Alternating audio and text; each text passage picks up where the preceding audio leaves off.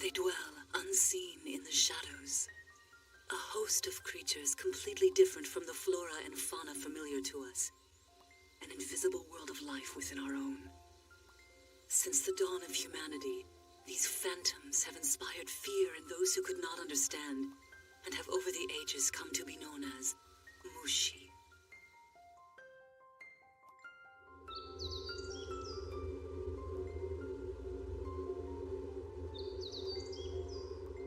Someone's coming. Someone's strange.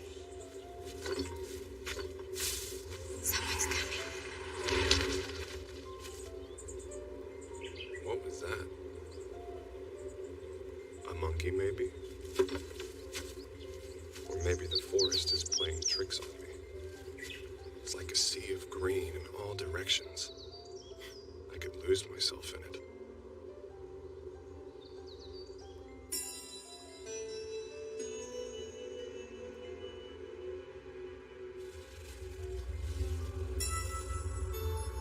It's not widely known, but once in a great while, an individual is born into the world who possesses a rare and wonderful gift, the power to create life.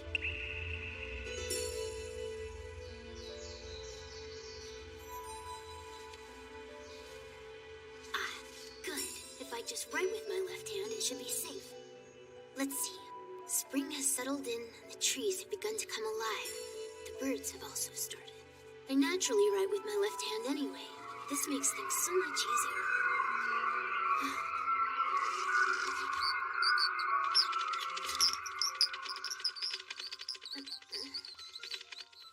Darn it. I almost forgot. These characters are based on pictures. Pictographs. Well, I'll just cross these out.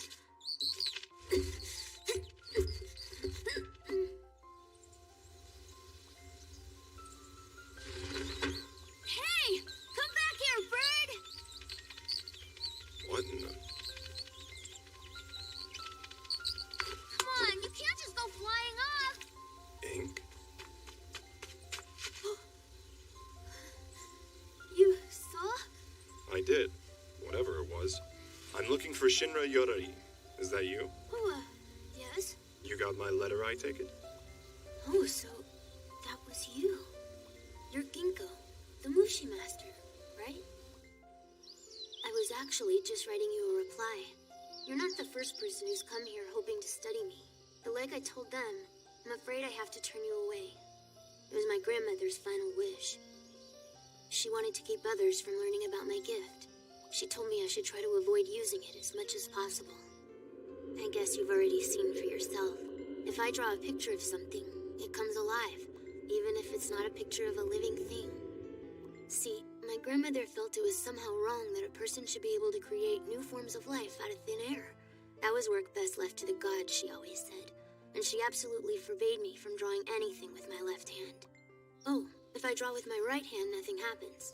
Just my left. But unfortunately, I hurt my finger the other day, so... You were writing left-handed when the creature I saw got away from you? Yeah, it was an accident. I was completely surprised when it started moving. I don't know why, really. I've had stranger things come to life on me. Really? Such as? An umbrella, a back scratcher. But I shouldn't be telling you this. Don't worry, that doesn't mean you have to leave this instant or anything. You must be tired walking all this way through the mountains. You're welcome to stay the night if you like. To tell you the truth, it's been such a long time since I've had company. I'd love to hear about what's happening out there in the world. Try this. It's a little fruit wine that I made. I like it, but this is the first chance I've had to share it. Huh. You really are alone out here, aren't you? I guess there's no one around for miles. No, it's just me. It's been like this for 4 years now. Before she passed on, Grandma made me promise I'd stay here. I can see why. If you were living in a town or village and accidentally brought some strange creature to life where others could see it, well, he probably wouldn't be able to live a quiet, peaceful life like he does now. An ability like his is beyond the scope of most people's understanding. It sounds to me like your grandmother was an incredibly wise woman. Yeah, I guess she was. She was always looking out for me.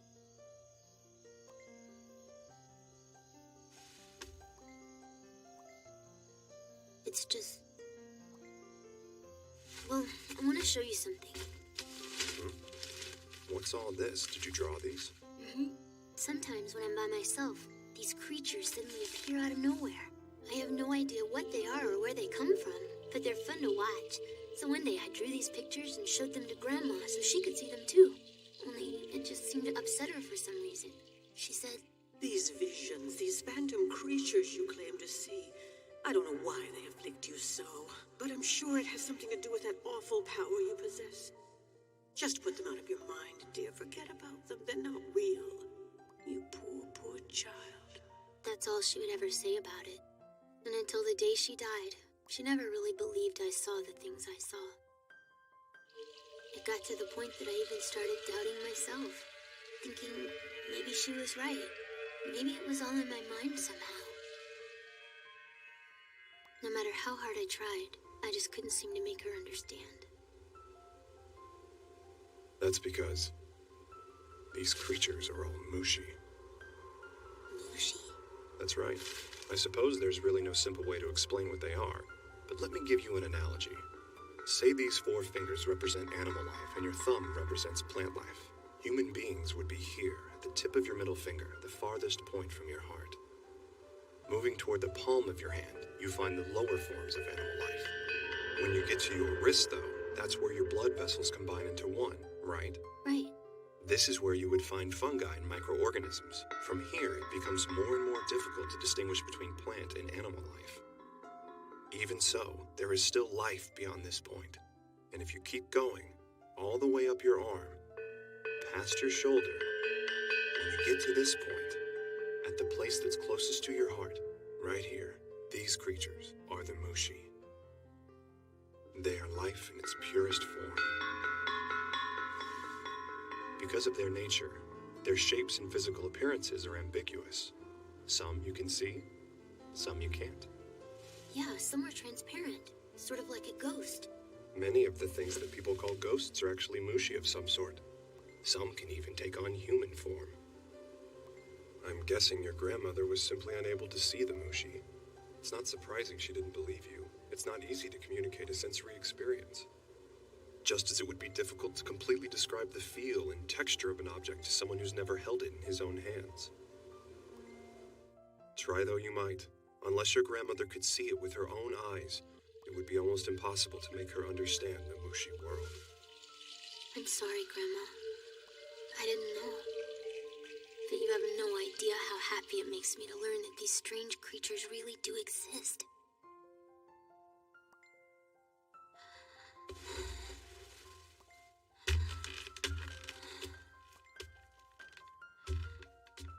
Now, where was that bathroom again? This place is a maze. It's so big. I don't see how Shinra lives here all alone. Then again, maybe he doesn't. An old house like this, it's no surprise to find Mushi here.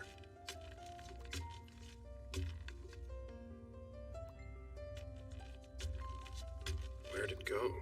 Oh, a Mushi pin. Hoping to find a new specimen to add to your collection, is that it? You don't scare me, Mushi Master. Well. You're a cheeky one, aren't you? What's happening? What is this? It's Mushi, same as you, with one difference. This one likes to stick to other Mushi. It'll fade in a second.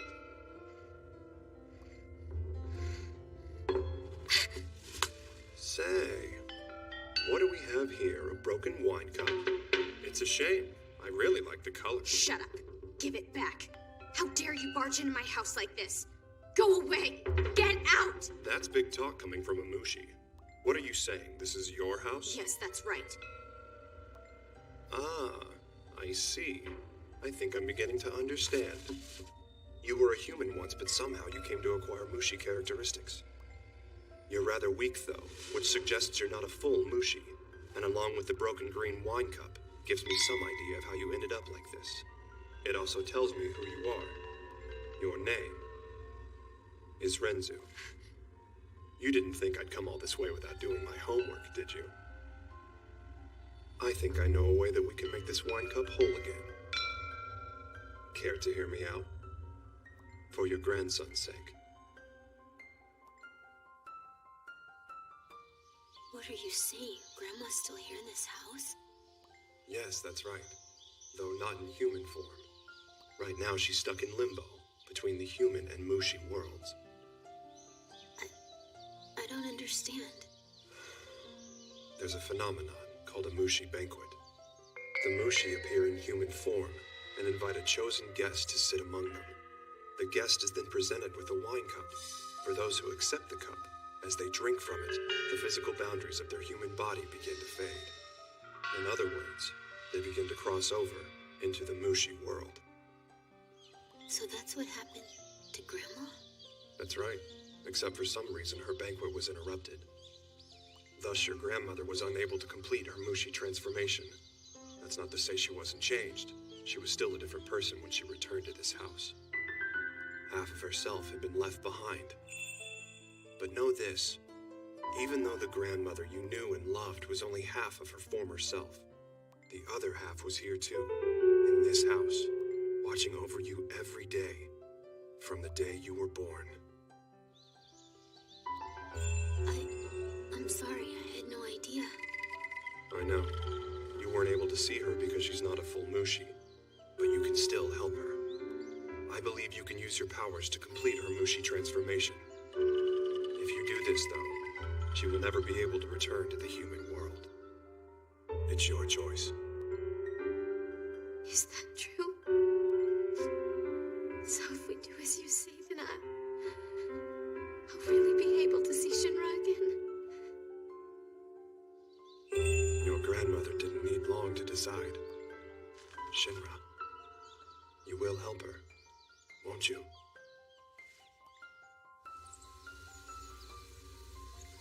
Don't watch me while I'm drawing. I know.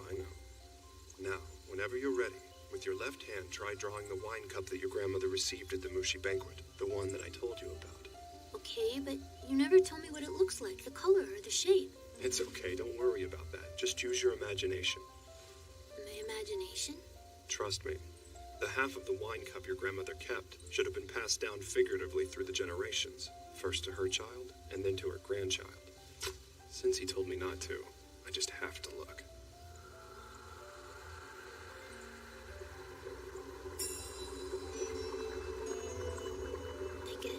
I get the feeling that it's green, like the forest. A deep green, lush and vibrant. And it's flat and round in shape. That's it!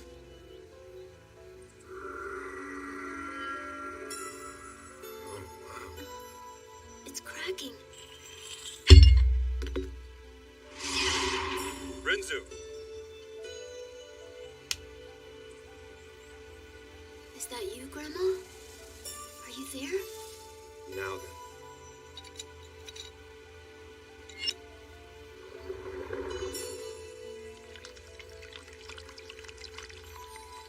What is that?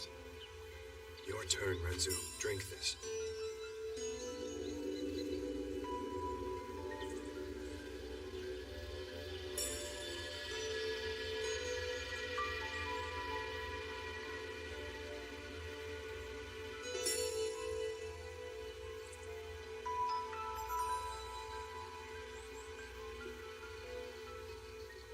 Grandma? Come on, no need to be shy. Oh, sorry, I just wasn't expecting her to be so young is all. And here, you should have a sip too. You know, to celebrate. Sure.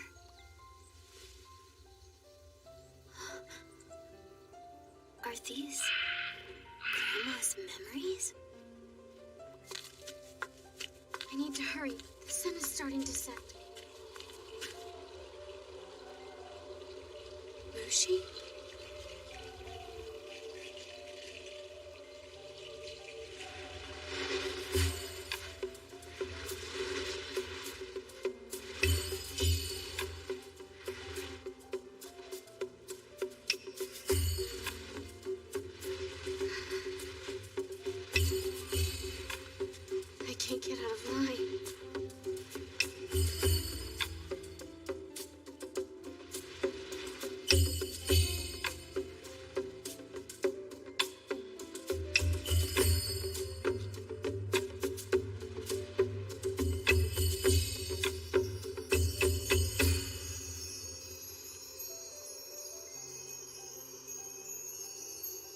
Please, drink, Renzu Yuri.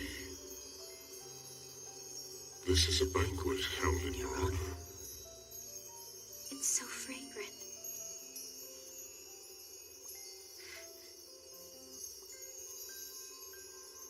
I've never tasted anything like it. I could lose myself in this forever. Are you enjoying your drink?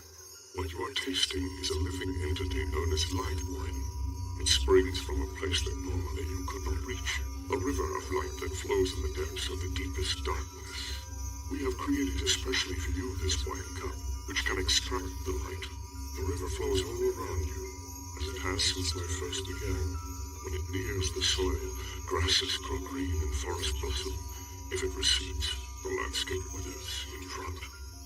In other words, it is the water of life. You will not taste anything more delicious in this world.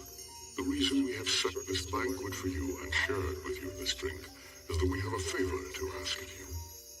31 years from now, your grandson will be born with a very special gift. A power with the potential to change the world as you know it. We would like you to watch over him for the entirety of his life. My grandson. His powers will be a source of great happiness for both him and the world. If you agree to the task we have set before you, we will grant you powers of your own.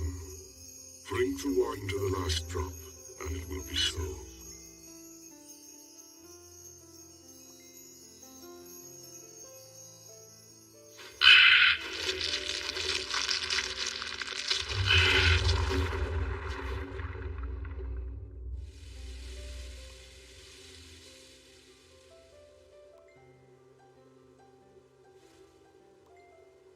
It's empty.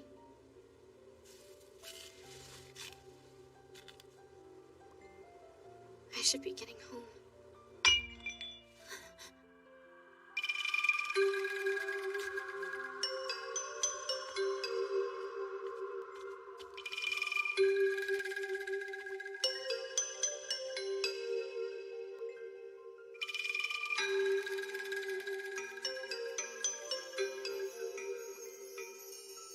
Shinra, I'm sorry. I'm crying, but I have no idea why. Shinra's tears would not stop. He could feel all of Renzu's emotions as her memories flowed through him. He experienced that day in the forest, just as she had. And finally, he understood. The overwhelming sadness. The profound sense of loss over the broken cup. And as Shinra's tears flowed, so did the light wine. It flowed from the cup, endlessly, like the river from which it came.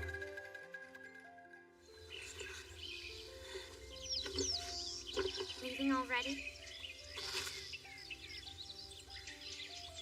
That's new. This place is covered in moss. Yes. This is where the light wine spilled onto the ground last night. So, have you given up on studying Shinra then? For now, I guess. I hear his grandmother doesn't like strangers nosing around. Well, if you're ever traveling this way, I do hope you'll stop by. I know it can't be helped, but Shinra does get lonely here by himself. No, I don't think he'll have that problem anymore. At least, not as long as he has you here by his side.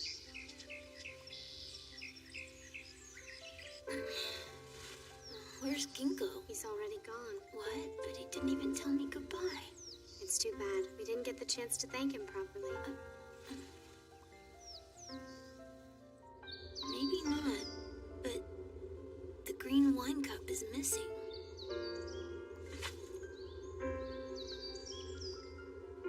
From that day on, the rumors of the boy with the godlike left hand were heard less and less, until finally, they simply faded away. A host of creatures completely different from the flora and fauna familiar to us. An invisible world of life within our own.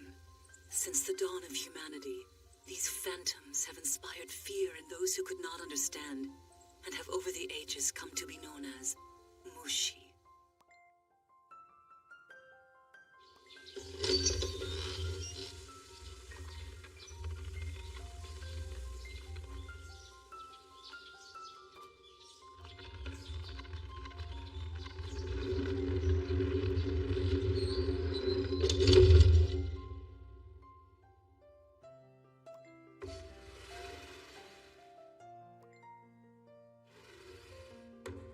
morning, Say. Good morning, Peaky.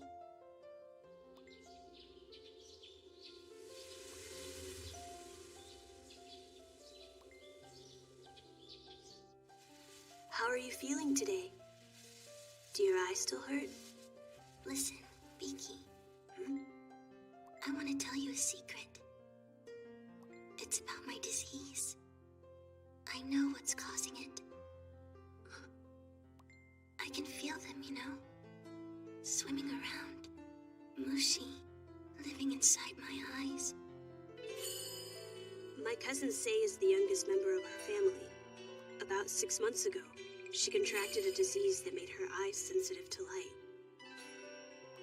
It was a mystery.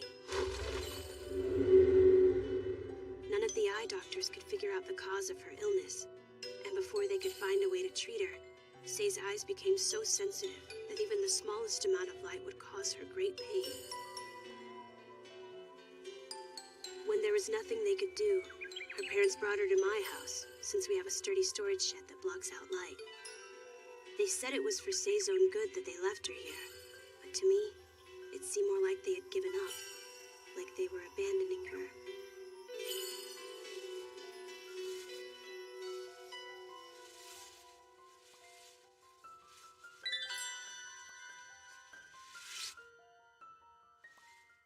Did you know we have another eyelid? A second one behind our outer eyelid. Between them, there's a place where no outside light can ever get in. That's where the Mushi live. Between your eyelids? That's right. Don't you know how to close your second eyelid? It's easy, I'll show you. First, close your eyes. Do you see anything? Nuh-uh. Not a thing. Oh, hold on. I can still see some kind of flickering inside my eye. That's right.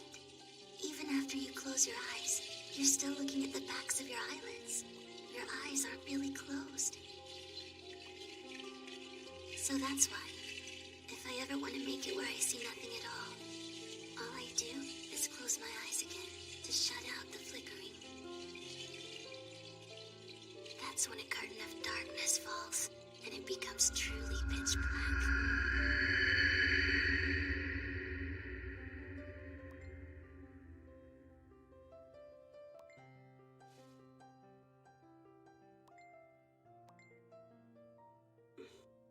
Sorry, I can't do it. You can't? Well, it's easy for me.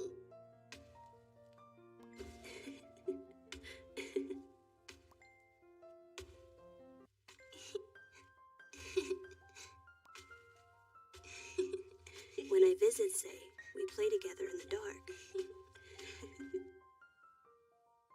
Even though I can't see anything when I first step into the shed, after a while, as my eyes adjust, the outlines of shapes gradually begin to appear.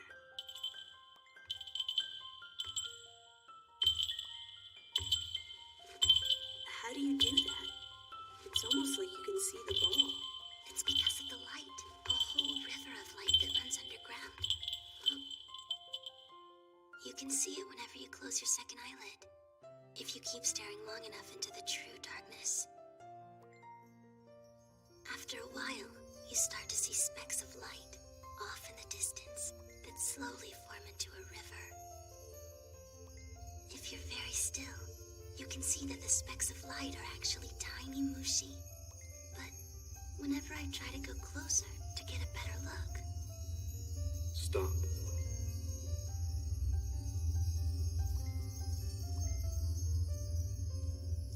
Be careful. Don't get too close to the river. A man is there that I've never met before. He only has one eye. He sits on the other side of the river, and he always tells me the same thing. So I just look at the river from a distance, instead of going in. I try to understand, but the more I think about it, it worries me.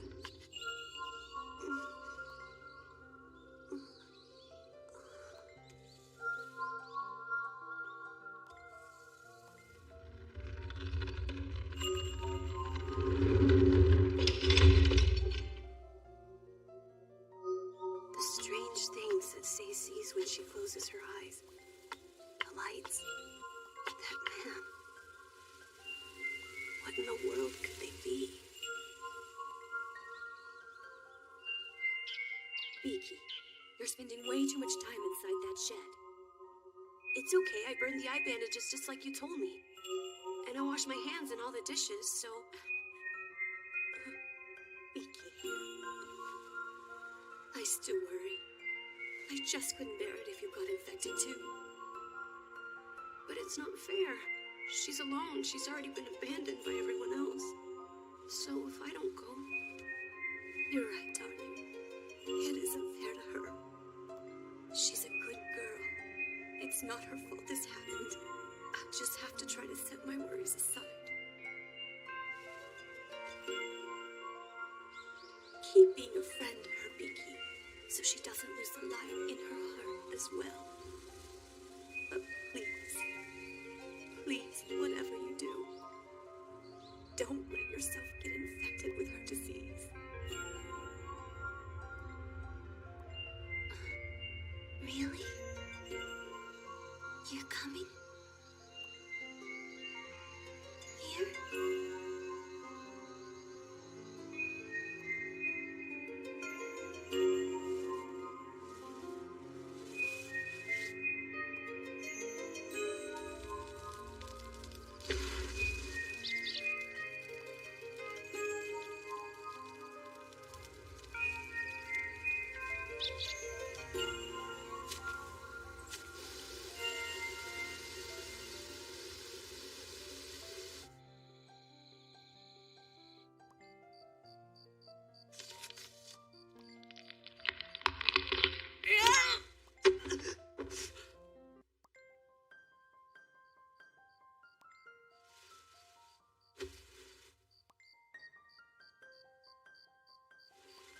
What's going on? What was that?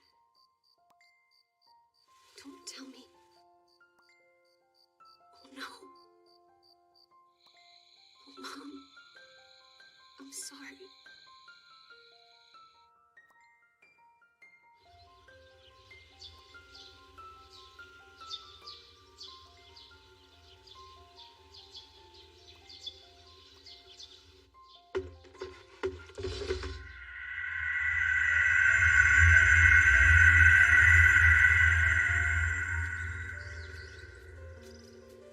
Beaky? Come on, get up. Your breakfast is... Beaky!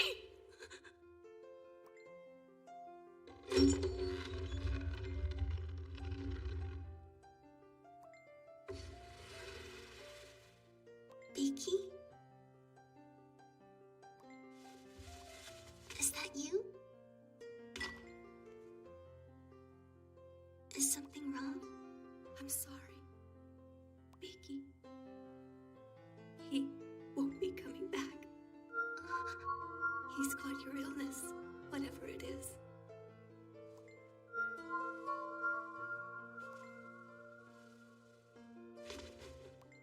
I know you didn't mean it. It's not your fault.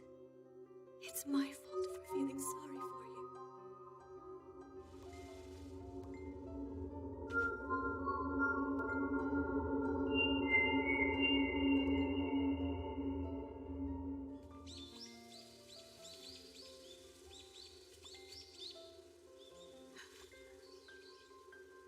Who's there?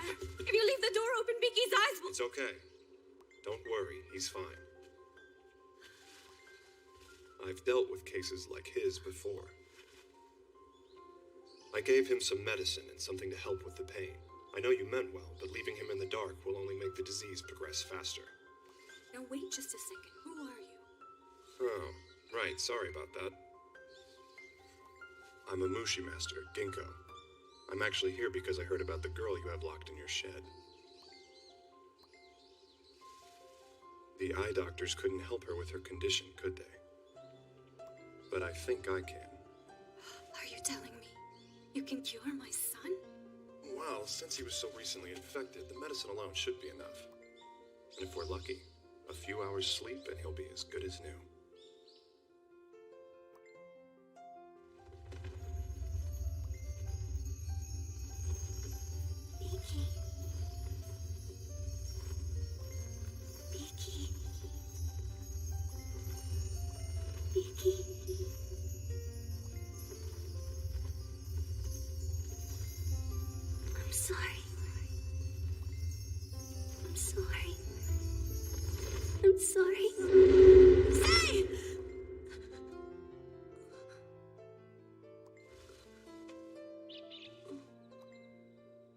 So, you're awake. Are your eyes still bothering you? Good. Then it worked. The cause of Sei's illness is the darkness of Minako Mushi. They multiply in the dark. You spent too much time with Sei out in that shed. Wait, you mean you know Sei? Could he be the one? Whenever I close my second eyelid, she's there by the river. The light that river gives off is very different from ordinary Earthlight. It can poison the eye if you look at it too closely. No, he has both of his eyes. It can't be the one-eyed man Sei told me about. I'll begin Sei's treatment tonight after the sun sets. Okay.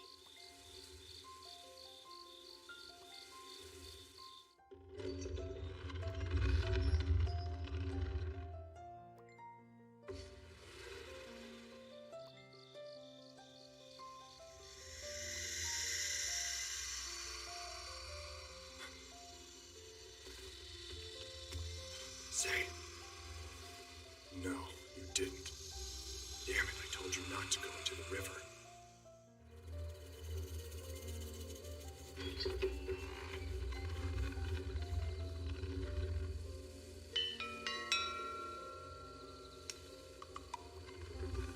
Oh, Sei.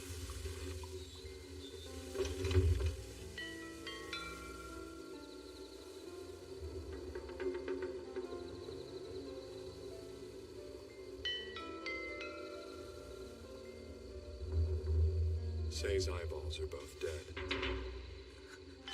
But I'll try to do something for her if I can. If you close your second eyelid for too long, eventually your eyeballs are consumed by the darkness. Are you ready, Sei? We're going to use the moonlight to chase out the Mushi.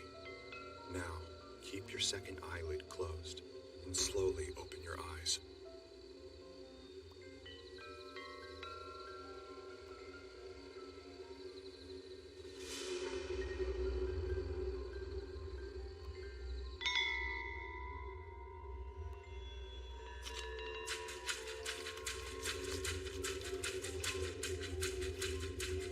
That's right, come on out.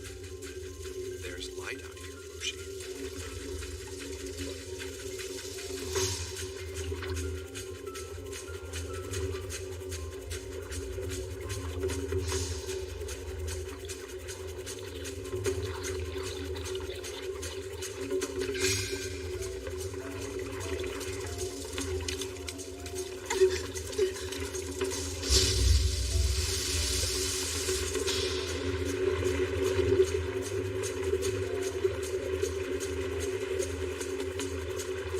There.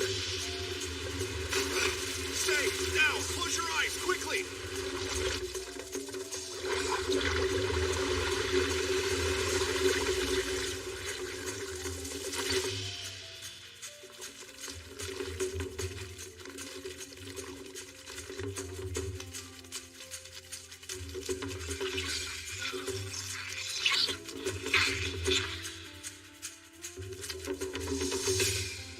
That should do it.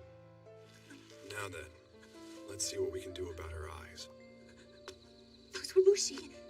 She was telling me the truth all along. There really were Mushi in there. Her eyes have been completely devoured. I don't know if this will work, but...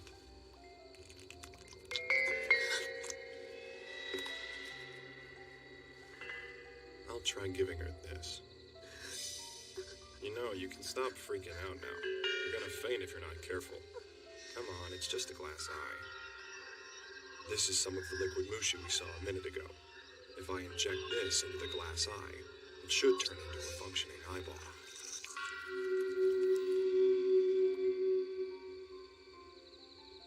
Sam, can I ask you something?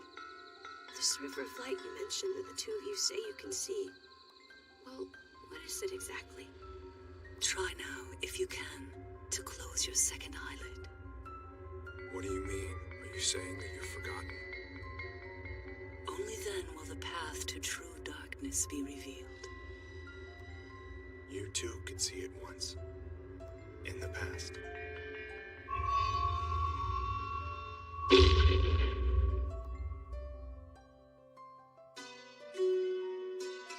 From the time that man first emerged into the light, it is said that he forgot how to close his second eyelid.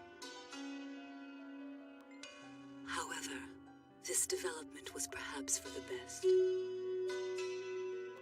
For before that time, many a man had lost his sight from staring too long into the underground river of light.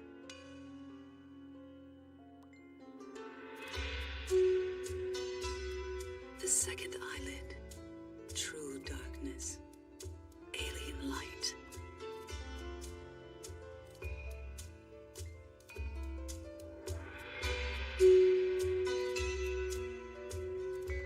Each of these names refers to the sea of infinite life forms swimming beneath our feet. Suddenly, there was a big flash that lit up everything around us, and then we were plunged into darkness. It felt like the ground fell out beneath me, and I thought I could see a river of light flowing far down below. It was only for a second, after the Mushi Master gave you the glass eye. But it was so beautiful. I felt as though I was being pulled into it. I wanted to stare at it forever.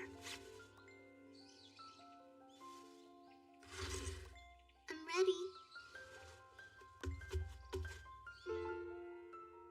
Say was finally able to come out of the shed. She's so happy now. She spends her time admiring the trees and the flowers in the sunlight. I don't think she'll ever be tempted to look for that strange light in the darkness again. I never did ask him, but I wonder if the Mushi Master lost his real eye the same way Say did.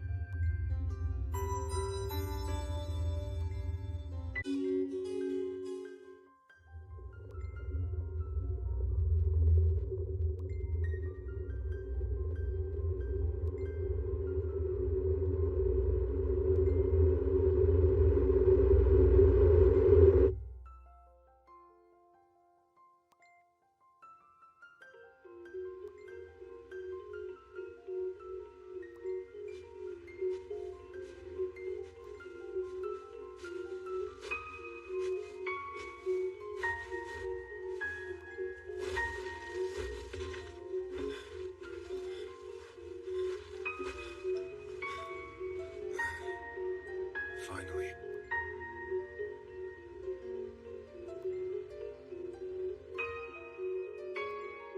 I really don't understand how it happened. All I did was put my hands over my ears, and then 4 horns grew from my head. On dark nights buffeted by snow, when all sound disappears, heed this portent. You must converse with someone, or take great care to cover your ears, lest you want those ears to be devoured.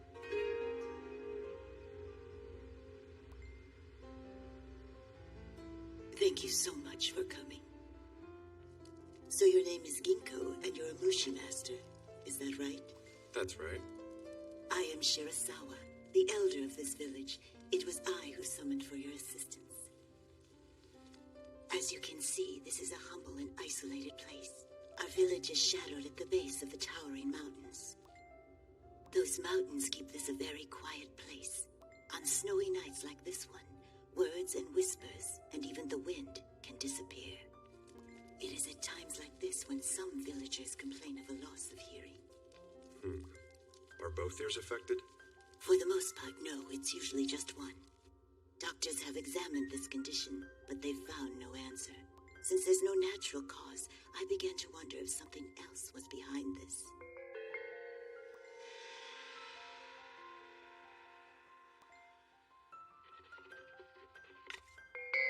I I've seen these symptoms before. This mucus. It's an infection caused by mushi. What's that? They're called They're a type of mushi that consumes sound. They normally dwell in forests and subsist on the sound there. But in winter, the snow absorbs most sound. That leaves them hungry. They've come here looking for food.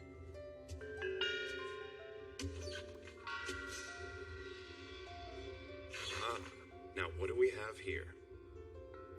Quite a sizable colony has built a nest. They're competing for every morsel of sound to be had. But if there isn't enough, some will leave the nest to look for a home and a living host. It almost resembles a snail. Where did they go? It appears they just moved out. Did you know you have an organ in each ear that looks just like a snail? It looks inviting to a hungry oon, so it abandons its old shell and adopts the organ as its new one. Then it eats all the incoming sound. But don't worry, they normally don't leave any permanent damage. Sir, here's the hot water. Will this be enough for you? Yeah, thanks.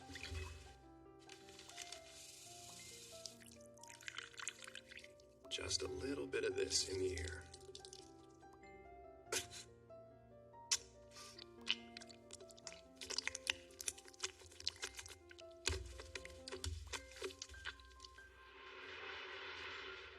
That should do the trick. Feeling better? Hey, what was in that solution? A little salt and hot water.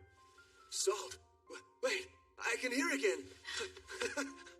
Sprinkle some salt around. Make sure to get the upstairs and the attic. That'll keep out any unwanted tenants. I must admit, I'm quite impressed. I've never seen a Mushi Master in action before. But our work is not finished. There is another whose hearing has been afflicted. In both ears. He is my grandson. I must warn you that his symptoms are far different from the others. And I must also request your discretion in this matter. Please don't tell the other villagers of his condition.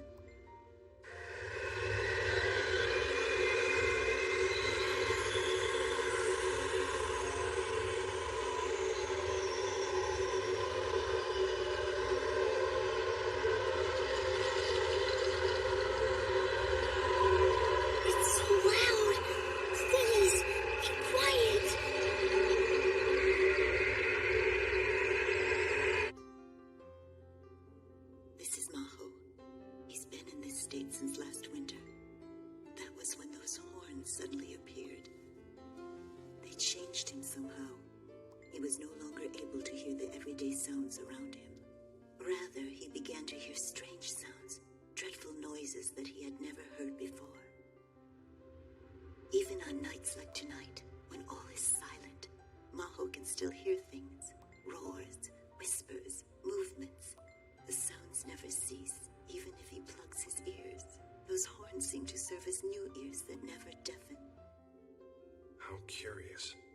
Could this be the Mushi that coexist with the oon? They actually eat the silence that the oon create. If one is infected with the they lose the ability to make out sounds close to them. The takes in all sound and drowns out normal hearing. Are much fewer in number than oon. They're rare and very little is even known about them. In fact, I only know of one recorded case where someone was treated for According to record, the saltwater treatment to extract oon was used. It had no effect, and the could not be coaxed out. Various herbs, holistic remedies, and folk medicines were then tried, but with no results. A year passed, and another winter was at its end. The sounds never ceased tormenting the patient. Being bombarded day in and day out finally took its toll. Her spirit broke, and it was said she died of depression. 1 year after her strange symptoms began. You're saying she died just 1 year later? We need to get started. First, let's get to know our enemy.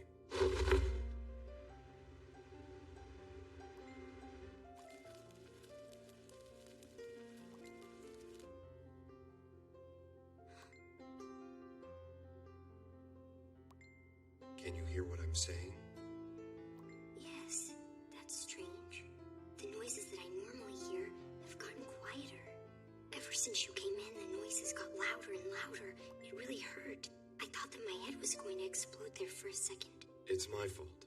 I apologize for that. You see, I'm able to call out to Mushi and they call back. They're little creatures, but they can make a lot of noise. This smoke will quiet them down a bit, though. Mushi? So, that's what I'm hearing? Mostly, in my opinion. We humans have pretty bad hearing, but animals, their hearing is much more sensitive. They can hear noises that we would never notice. But there is a spectrum of sound so minute that even the animals can't hear. That's the voices of the Mushi. Really? They don't sound quiet. They're pretty loud if you ask me. Actually, they're not. Individually, Mushi make very little noise. But you have to realize that there are millions of Mushi out there. Even though their size and their sound might be small, they create a big noise when they all start talking together. That noise builds in volume, like an echo, and it reverberates throughout the world. I believe that's what you're hearing, but it's obviously not through your ears. They were deafened by the ah. It was only after those horns sprouted that you began to hear the other noises. And your ears, physically they're just fine. So what you're hearing must be through those horns. They hold the answer. Tell me about them. The horns. How did they first appear?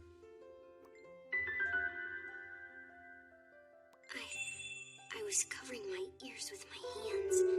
It was last winter, just after my mother had passed on. Before she died, Mother used to cover her ears a great deal. I remembered that one day and decided to try it out for myself. So I did it. That's when it happened.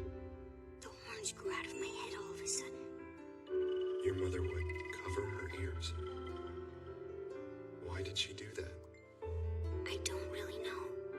I can't remember why she did it. Mother suffered from the same sickness I have. She had horns as well. So even if she covered her ears, she wouldn't have been able to shut out the noises. Shortly before Mother died, she tried to tell me something. She was really weak at that point, but somehow Mother managed to raise both of her hands and cover my ears with them. I wish I could remember what she said. I try really hard to remember, and sometimes I think I almost do. But then those other noises in my head come rushing in, and I can't hear her. I see. I do feel sorry for the boy. The only good thing is that we've discovered a connection between his sickness and that of his mother. But a cure, that's going to be the real challenge, isn't it?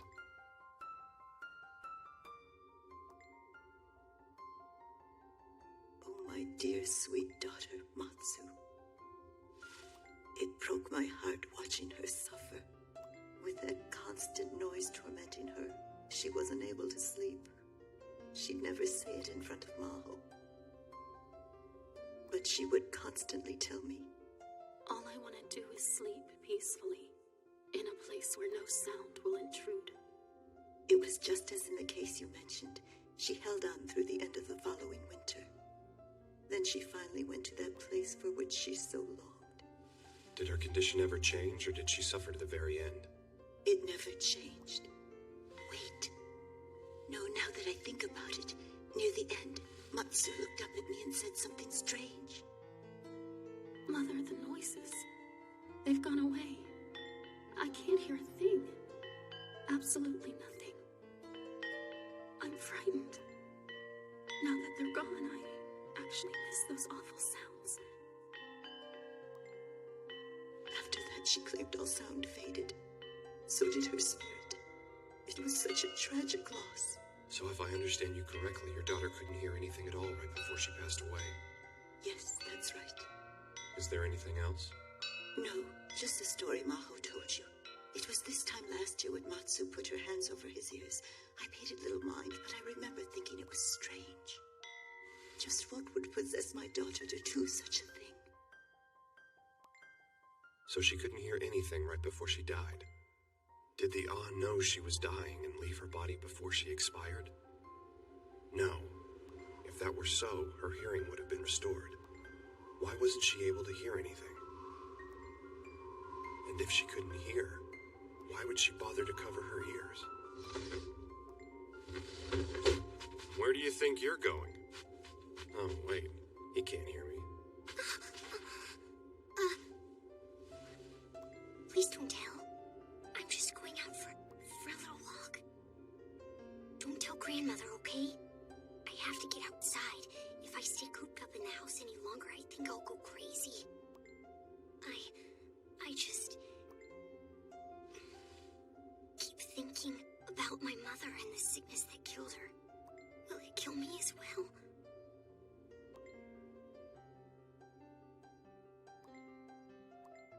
I don't blame him. After all he's been through, I'd be asking the same question if I were in his place.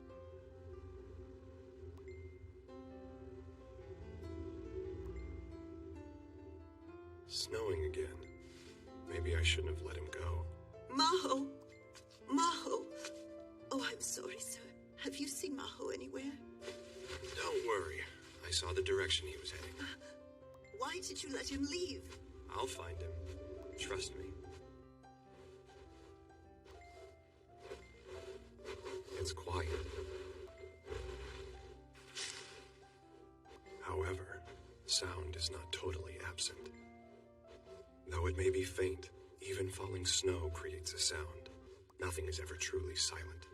If it's quiet enough, you can even hear the beating of your heart. But Maho is unable to hear natural sounds like that. He can only hear the sounds of faraway Mushi. And if that imbalance grew worse and worse over time, perhaps, just perhaps, it could make all sound disappear and fade away. Now I get it.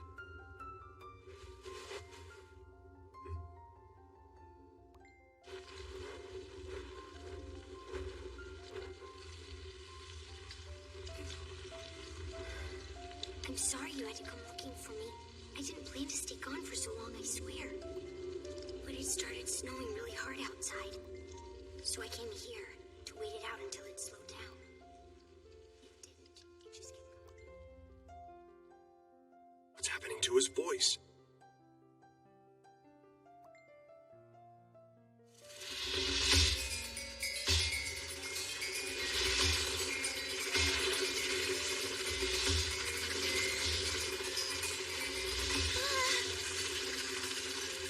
Easy there.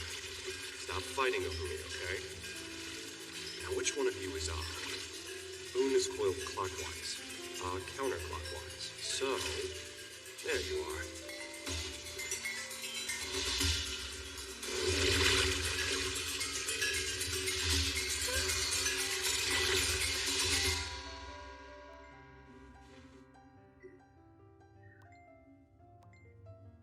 Hey, Maho.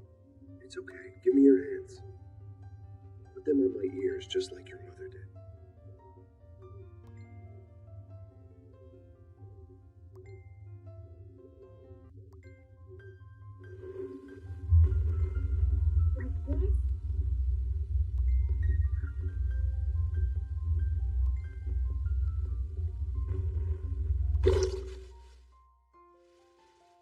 It dissolved. Even if you cover your ears, you can't extinguish all sound. It must have appeared as if your daughter was trying to shut out any noise before she died. But on the contrary, she was trying to listen to a sound she wanted to hear. Do you hear it? Yes. It's like a small rumbling. Exactly. What you're hearing is the sound of the muscles in your wrists moving. The awe feed on silence, so noise is its natural weakness. As you just heard for yourself, the body is always making constant noise.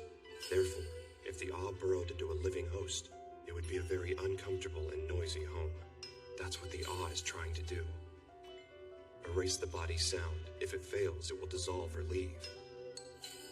If it's successful, the awe takes its toll on the host's body, which dies from depression. This struggle between awe and host takes a year. I have the feeling your daughter probably realized this towards the end. But at that point, she was too weak. Maho. Can you hear it? This is my sound.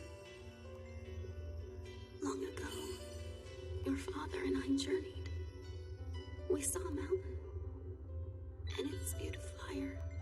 My sound is exactly like that of the lava flowing from the mountain.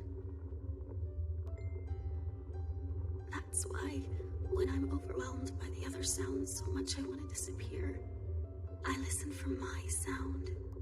The sound of lava, which can melt anything. Nothing can withstand it. It can melt fear, sadness, all of the bad things in life. Come now. You must listen. The lava flows within you as well, Maho.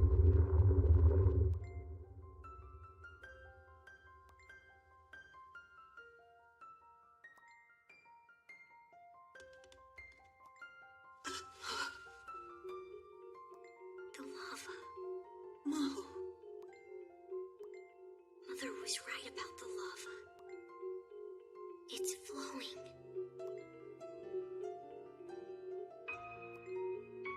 Now, as for the matter of my fee, these will suffice. Is that adequate compensation? That it is. Is that all right with you, Mom?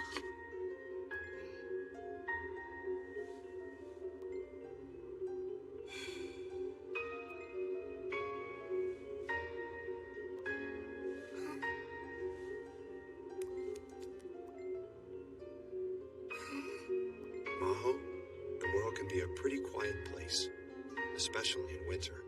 It's going to take some getting used to, and you may even miss the old sounds you used to hear. But just wait. With spring comes the sounds of life, and you'll forget those old sounds in time. I don't think I'll ever forget it. I've listened to it for so long. The same sound Mother heard. It's actually very pretty. It gives me the chills.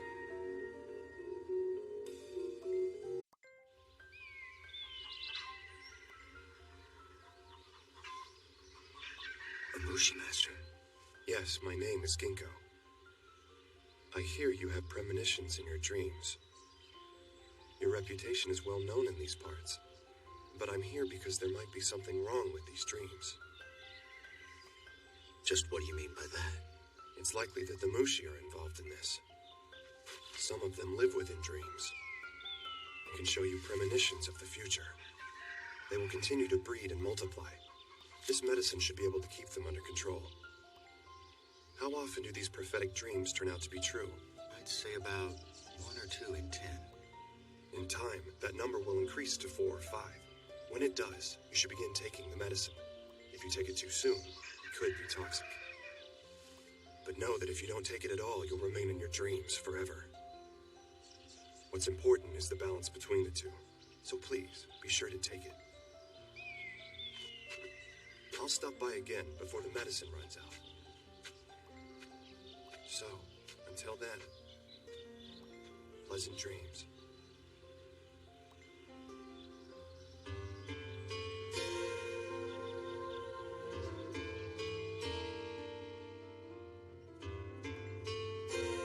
You should never converse with someone talking in their sleep. Those are the words from the land of Utopia.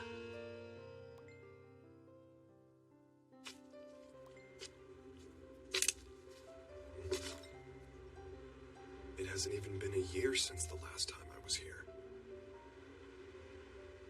So what happened? What's going on?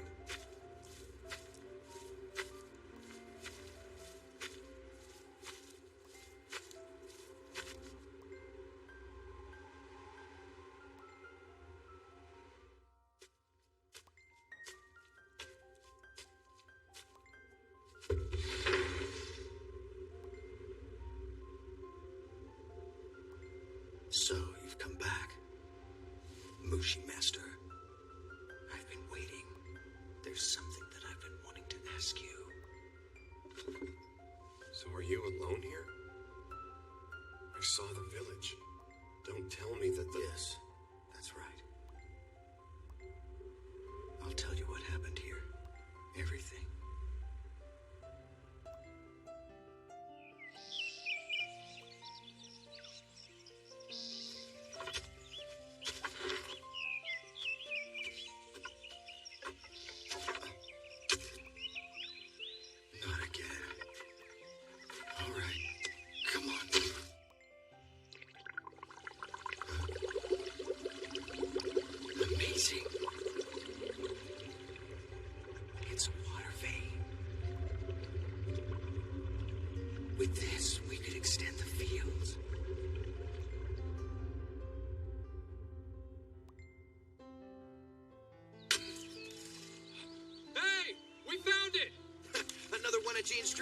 true.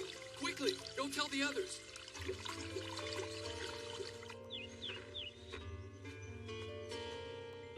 The farmers gave us this to say thank you. There's so much. It makes me feel bad. I know what you mean.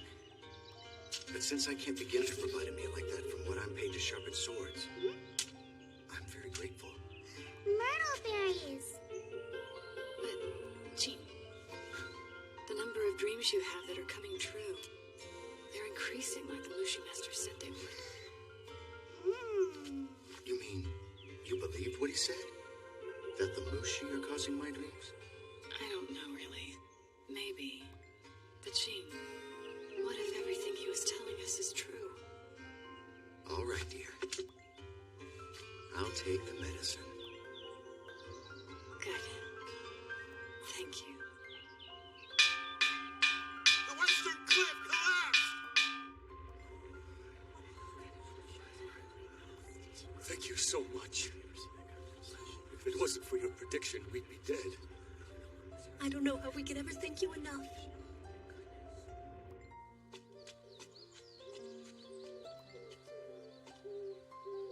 Kinu, sometimes having these dreams scares me. Whenever one of my premonitions comes true, I can't help but to feel that I somehow caused these things to happen. Don't be silly. Hey, Jean! This is my way of saying thanks for your help the other day. Here. Thank you. Hey, do you think you could have a good dream for me? Sorry, I can't say. He doesn't control them. They just come to him. Well, I'll look forward to your next one. Thank you. Don't worry about it so much. I'm sure the only reason you have those dreams is so you can help out other people. Look around. Everyone is happy, and it's all because of you. There's no reason to be afraid. You're right. I'm sorry. At least that's what I told my wife. But I still felt an apprehension about the dreams, these visions. So I secretly began to take the medicine on my own. But then... It's a tsunami!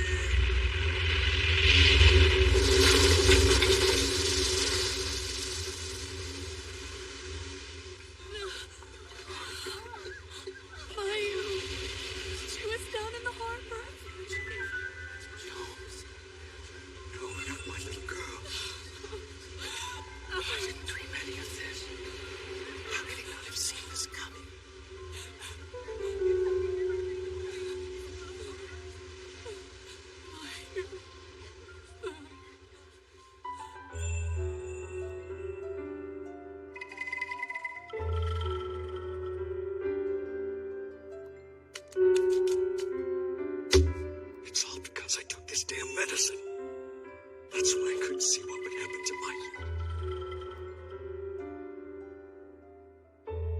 I stopped taking the medicine. Soon after, the number of premonitions I had increased, and they were becoming more vivid, more accurate. Jean, look at this. More gifts left out in front of our house. Please, dear. You need to cheer up. Then, one day...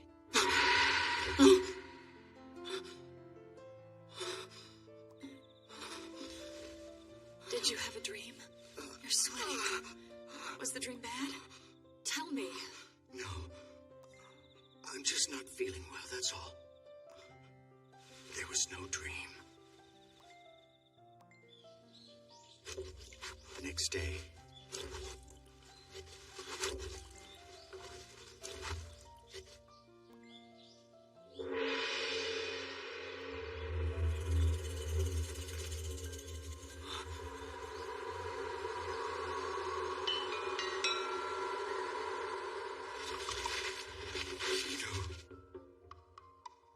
It was the same illness I had seen in my dream the night before. A green mold that would appear at the fingertips and spread over the entire body, causing it to crumble apart like dirt. After that, I was the only one left in the village.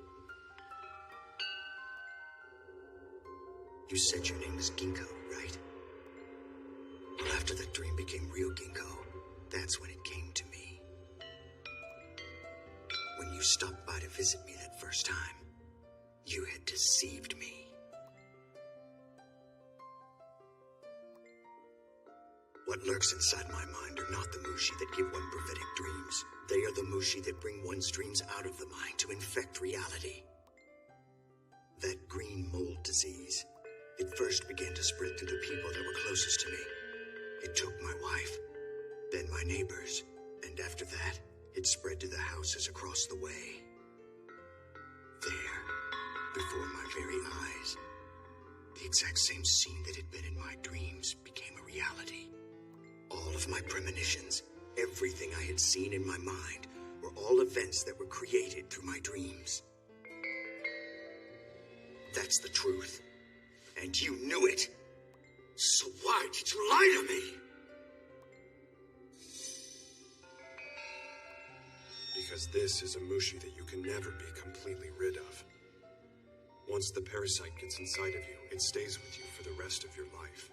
Your only option is to coexist with it. Tell me, if you had known the truth, do you honestly believe that you could have handled the burden of knowing what your dreams can do? No, but then none of this would have happened. Why didn't you just let me die? They're all dead because of me. Dead!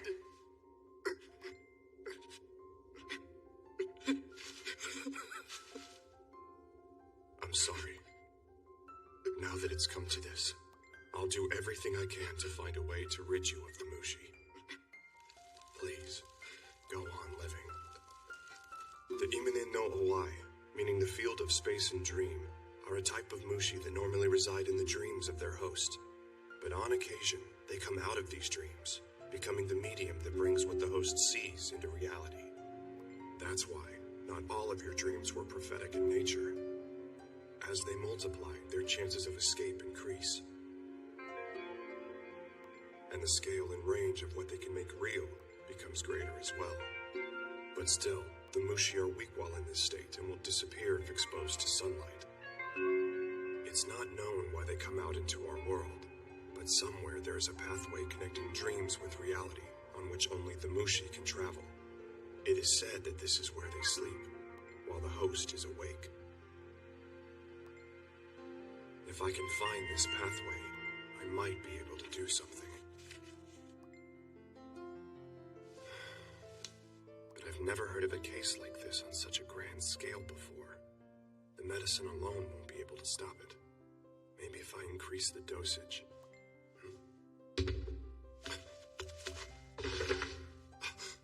Gene!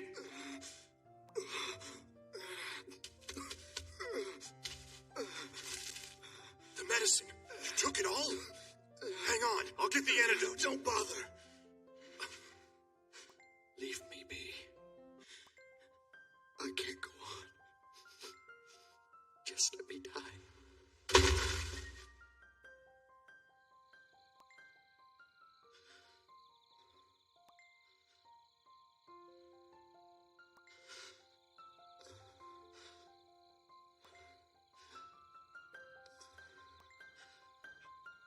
His eyes are moving. He's beginning to dream. Forgive me. Sleep talking? You are not to blame. And neither are the Mushi.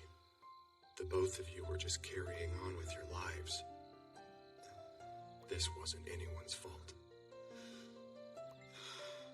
Don't die. You've done nothing wrong.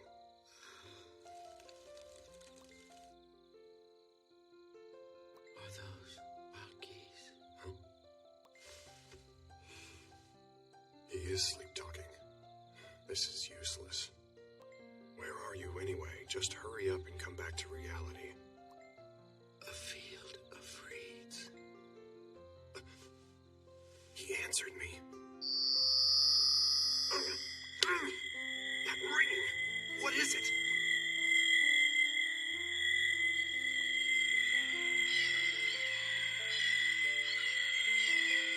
What is this? My conversation just connected his dream to reality.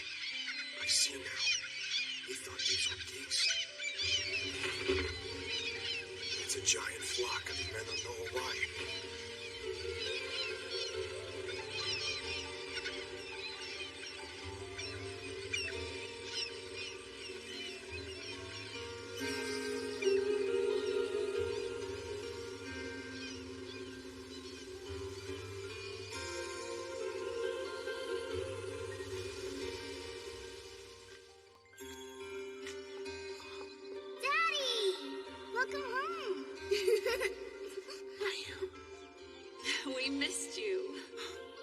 Kino.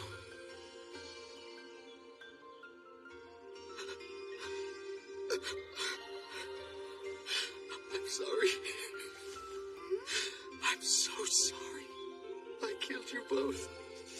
I failed. I know you must hate me for what I've done to you. It's all right. None of this is your fault, dear.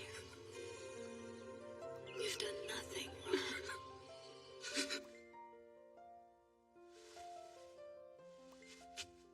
Is there someone here?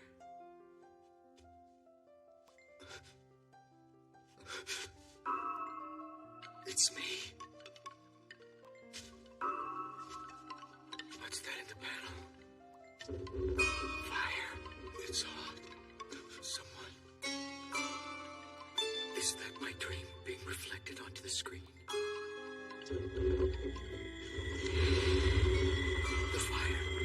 It moved from the dream onto my pillow. Now I get it. It's there too. Wake up! I'll get water.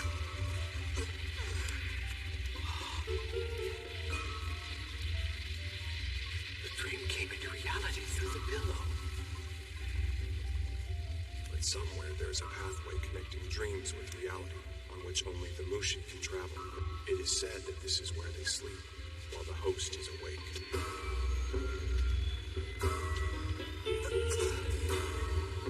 That's it. Now I know where you've been hiding.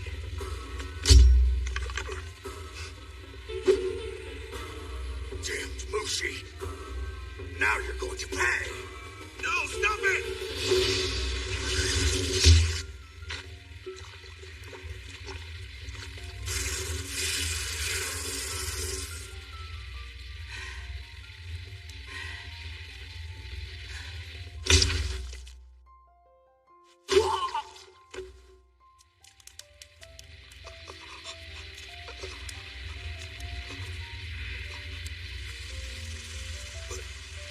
But why?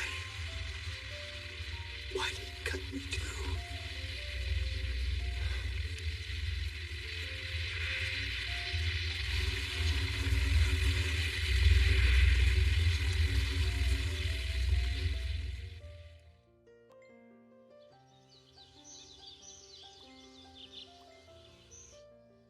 His body seems to be responding well to the treatment.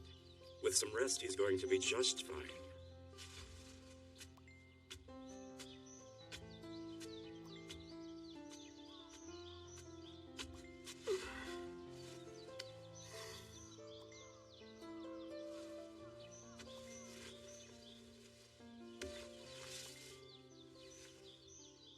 Did you know it would turn out like this?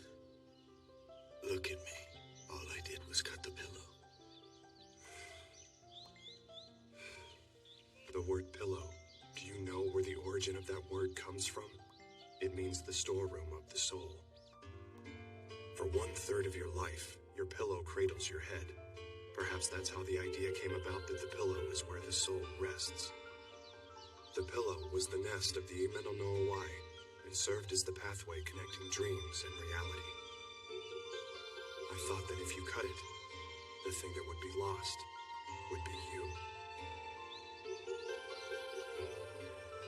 The storeroom of the soul is a place that lies between dreams and reality. If one does not walk this path, one can never see utopia.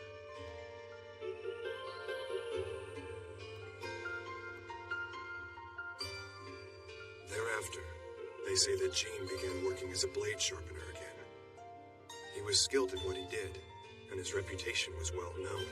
But for some reason, he slowly lost his soul. Sometimes he would wander out into the road, waving his sword around. In the end, he stabbed himself. People said that the man was afraid of sleeping, that when he slept, he felt his soul would slip away into the unknown. They also say that after the man cut his pillow, He never once had another dream.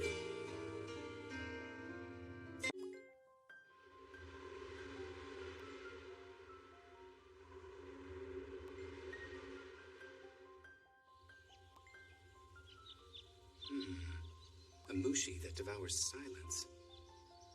One that causes horns to grow on its living host. It's quite rare indeed. Hey, what's that? The cup of a young man whose left hand could breathe life into his artwork. Oh, please. That boy's distrust for mushi masters is well known. I doubt he'd give you an audience, let alone that cup. Now. There isn't any obligation to buy it, Dr. Adeshino. I just thought this prize would go to waste in someone else's collection. All right, come on. Let me take a look. I'm willing to sell it, and at a bargain price, but only if you'll help me.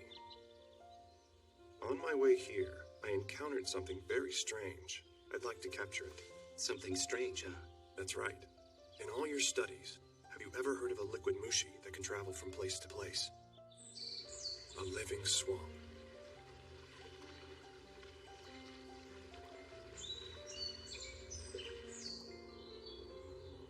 As I traveled through the mountains, I encountered many swamps.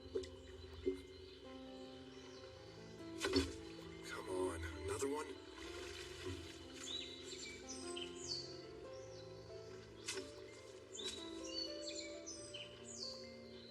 Every time I went around one, I would glance over my shoulder and notice something very puzzling.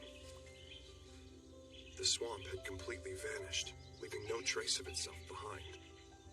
Then when I crossed the next mountain, I was met with another surprise. A swamp exactly like the one I just seen. You forest spirits like to play tricks, don't you?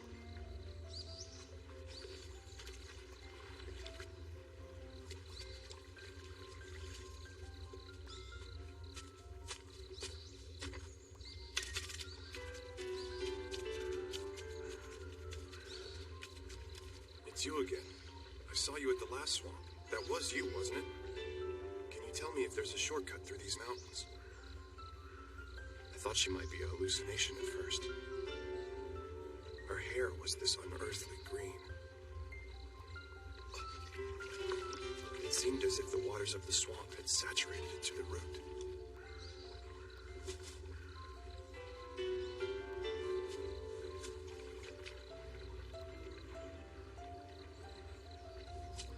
Excuse me. What lies in this direction? Beyond the next hill? I'll answer, but only if you let me ask a question. Is that fair enough? This swamp we're in, there's nothing ordinary about it, is there? This swamp, it travels, you see. It comes up, sinks down in the ground, and then resurfaces in a new spot. It's on a very important journey. Like you, it seeks a passage through these mountains. A living swamp.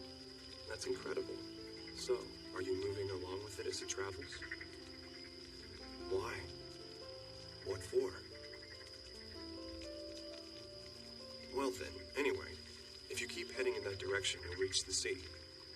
I'm headed to a fishing village there to see an old friend. Once the swamp reaches the sea, it'll be impossible for you to travel with it, you know. Oh, by the way, if it's all right with you, I'd like to study this sample of swamp water in the morning. Yeah, sure. It's too dark to tell right now, but it might be a new species. I have to admit, I didn't think you would believe me about the swamp traveling from place to place. Well, let's just say I'm used to strange things in my line of work. Line of work? I'm a mushi master. Mushi and their related phenomena. They're all pretty strange. Let's take the suiko, for example, a species of mushi that exists as a liquid. Suiko is clear and colorless, yet alive. It dwells primarily in old water veins, sometimes even in ponds and wells. If one mistakes suiko for water and keeps drinking it, they soon become unable to breathe unless they're immersed in it. And even worse, their body becomes transparent. Eventually, the body turns to liquid, and then flows away. The mushi then disappears. To where is anyone's guess. So if things like that can exist, The idea of a traveling swamp isn't too hard to swallow. You get used to it. What about you? Didn't you ever find all this to be frightening? Not at all. I never found any of this to be frightening or strange. In fact, the first time I saw it, I got quite a different impression. It was awe-inspiring. Awe-inspiring? How do you mean? I was swimming, you see. The current grew strong. It pulled me down into the depths of the river. I was swallowed by the waters, unable to find my way back to the surface. I was dying. Then I saw it, immense and green.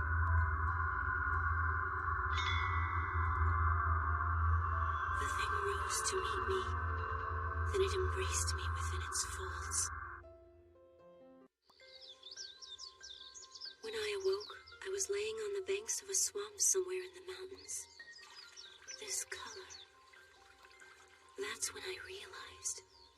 The green thing that saved me had undergone a metamorphosis of some sort. It had taken the shape of the swamp. My hair changed too, green, like everything else that lives here. It's a small price to pay, though. I'd be dead if it weren't for this swamp. You know, when it engulfed me, the swamp actually spoke. It said, "You may live." It granted me a new life, and I'll never leave it. This swamp is the only place I can ever call home.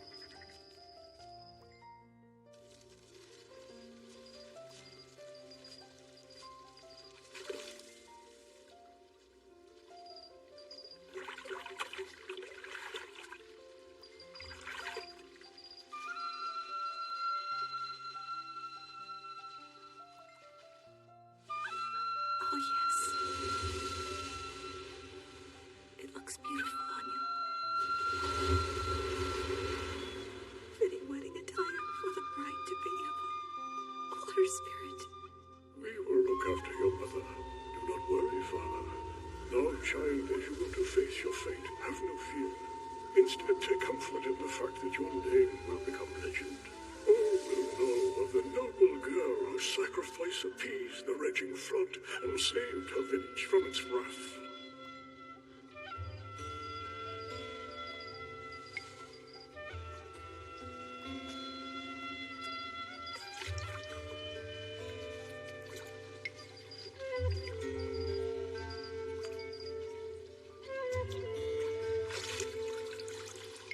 If one keeps drinking it, their body becomes transparent.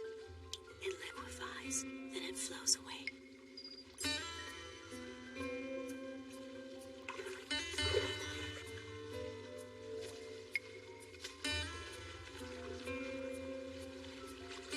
Time to go, huh?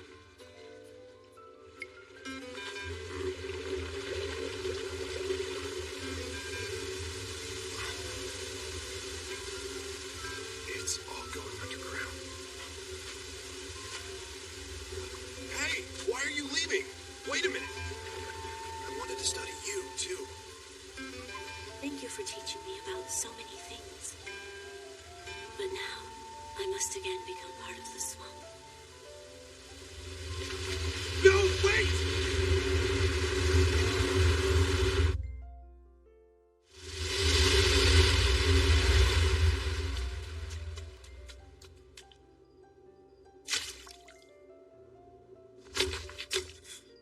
It's gone. Damn it. Why didn't I see it before? So this is what happens when a Suiko disappears. It doesn't just vanish as previously thought. It simply stays underground as it travels. But now, I must again become part of the swamp. Is she mad? Doesn't she know what will happen if she sees this through? When it engulfed me, the swamp actually spoke. It said, "You may live." You.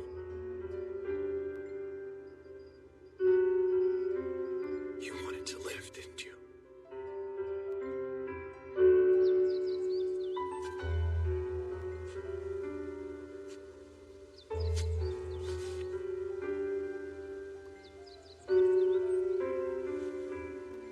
This living swamp, it's heading for the sea.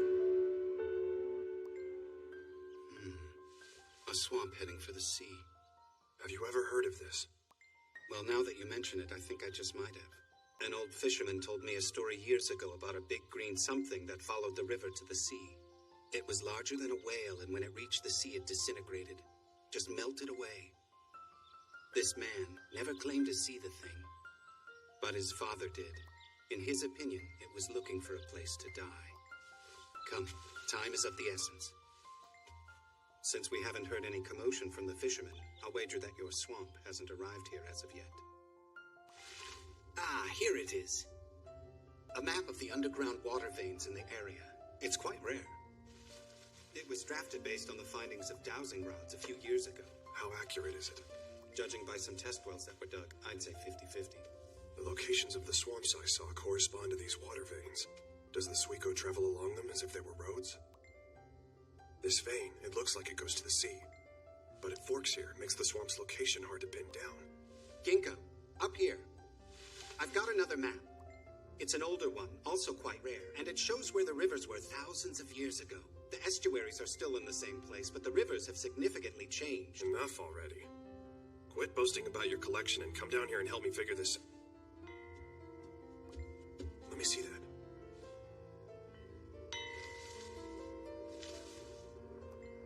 They're identical. Interesting. These water veins were a river a long time ago. But at some point it dried up.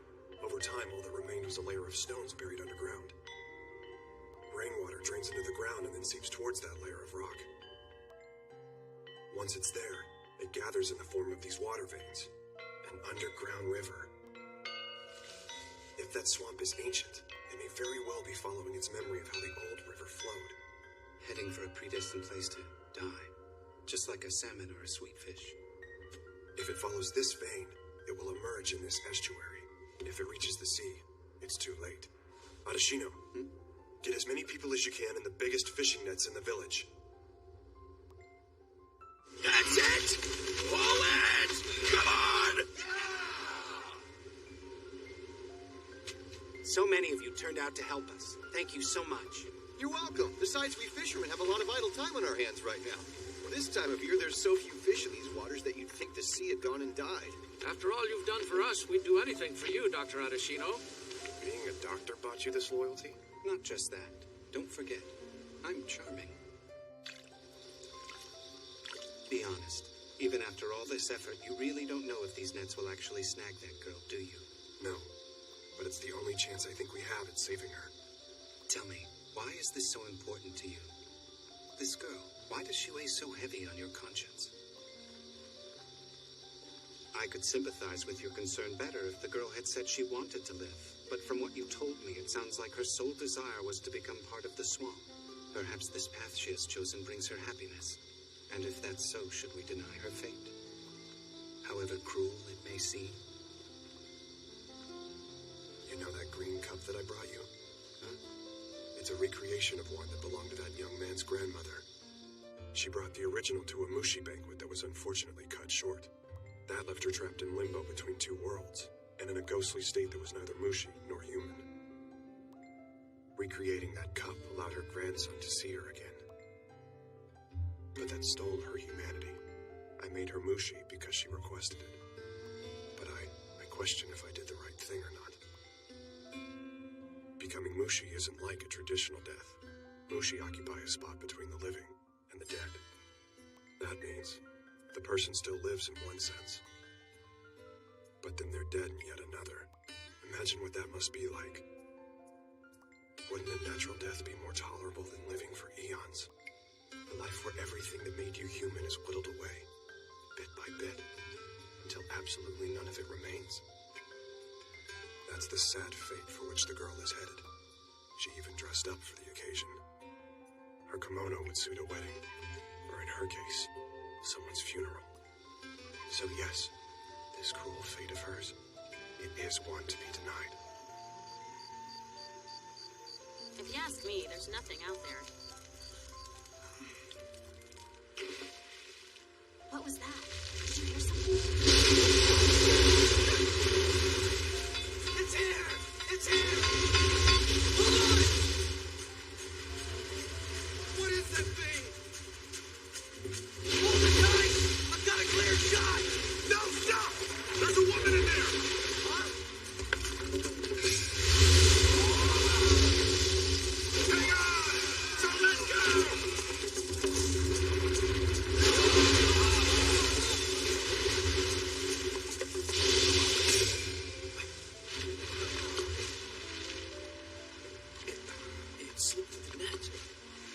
saw someone in a red kimono.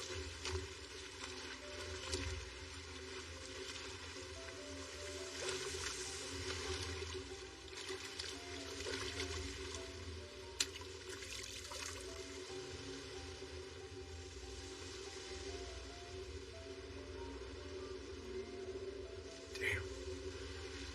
Were we too late?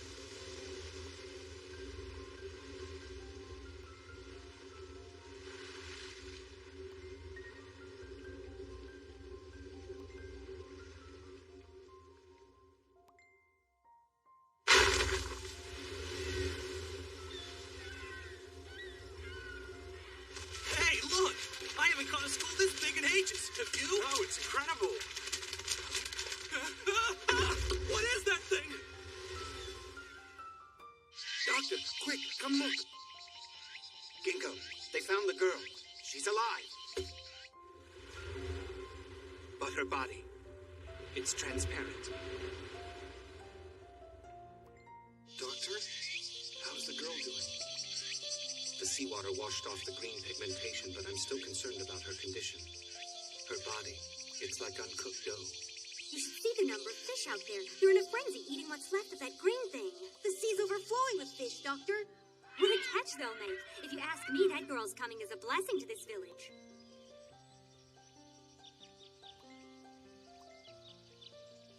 You're awake. Can you hear me?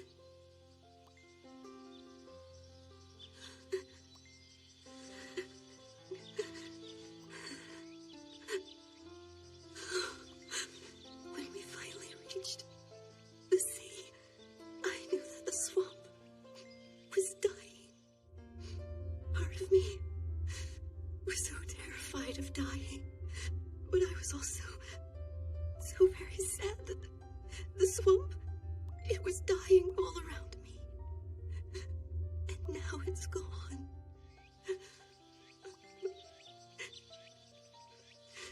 That swamp lived for thousands of years. It chose you to accompany it on its final journey. You're very fortunate.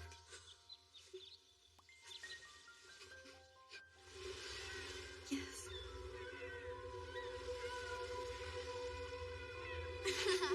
Yo, hey there. Dr. Adashino, hello. Looks like another big catch today. Yes, fish are still swarming in from all around. The swamp's remains draw them here. They feast on it. So, I see that your hair has changed. It has, and that's not all. I can't breathe underwater anymore either. But I've come to accept that. I'll live a happy life here, on the shores of the sea, where the swamp died. More swamps, terrific. 1, 2, 3, 4. And here I thought that it left no trace of itself. It was coming up to the surface to leave its children behind. A swamp is born, but eventually goes dry. Such is the life of a swamp. But the swamp does not always accept its fate. Today the sun will rise and set, just as it always does. Morning blossoms fall, flower by flower. Once again, the sun will set and rise, just as it always does. And flowers will bloom everywhere. But they are different from the flowers of yesterday.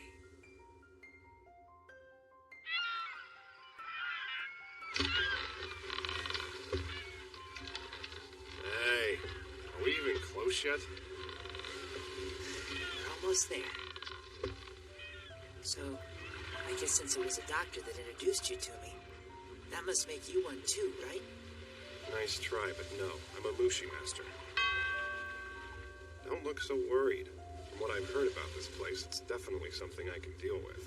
Sorry, it's just the first time I've heard that term before. Look, there it is.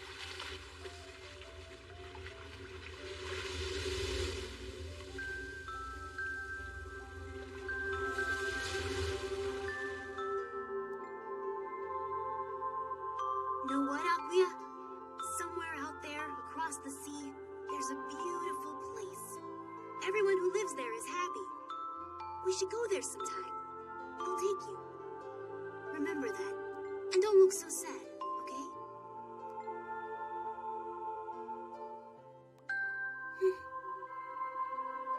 That's the spirit. Why are you taking such a wide path around the island? The tide's about to change. The tide system around the island is very complex, and the currents are fast and powerful. You can only get to the island on the day of the spring tide, and even then, only for a few hours. I see what you mean. It's not the easiest place to get into. Here we go. Watch your head.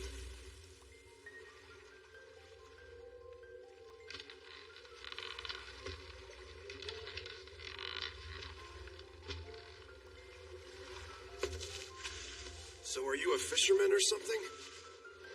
This island has no fishermen. Don't forget the tide. There's only one day a month a boat can leave.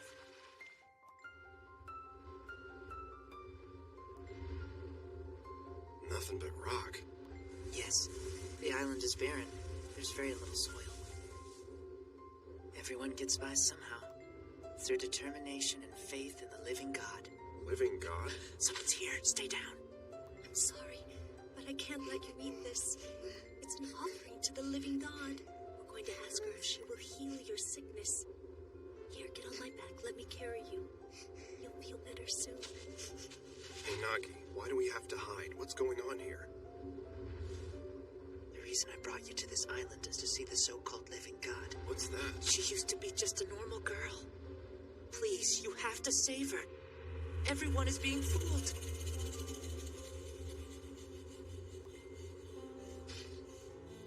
There she is.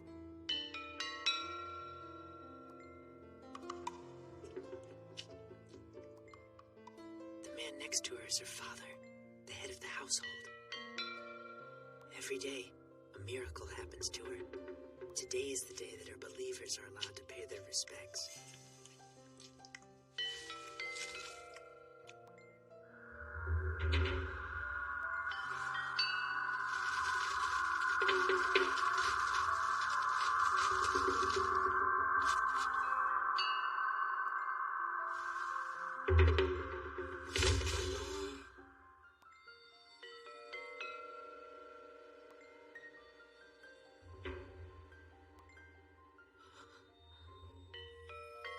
Her breathing has stopped completely.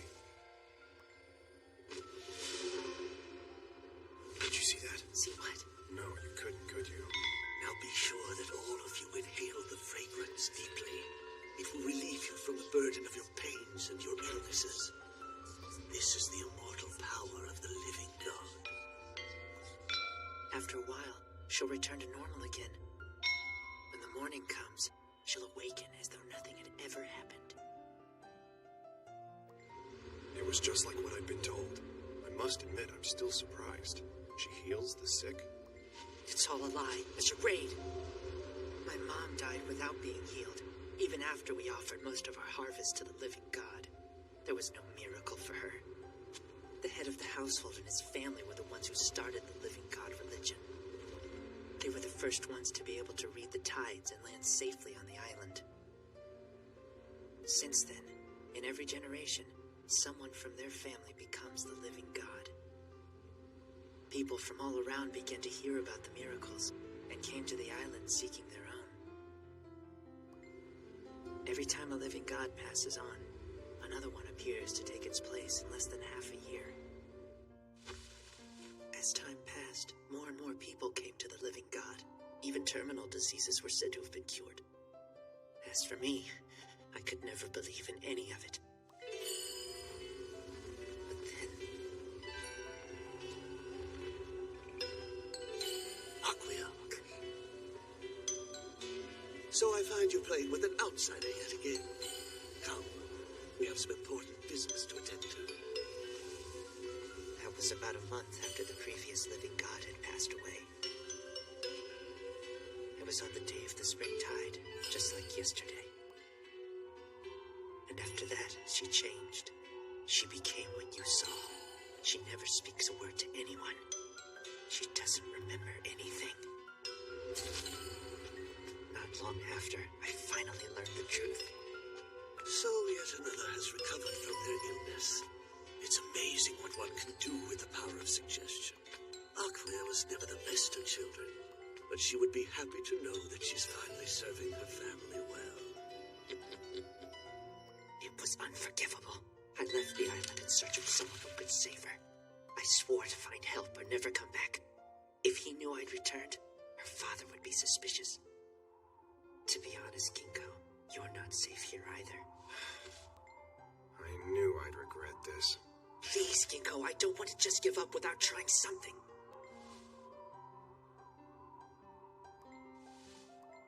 Fine, we'll try something. But first I'll need to take a look at her.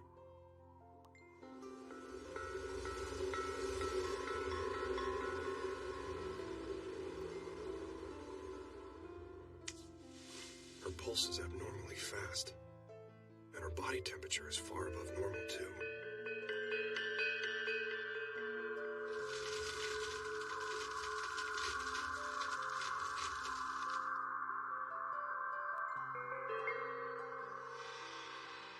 It's coming.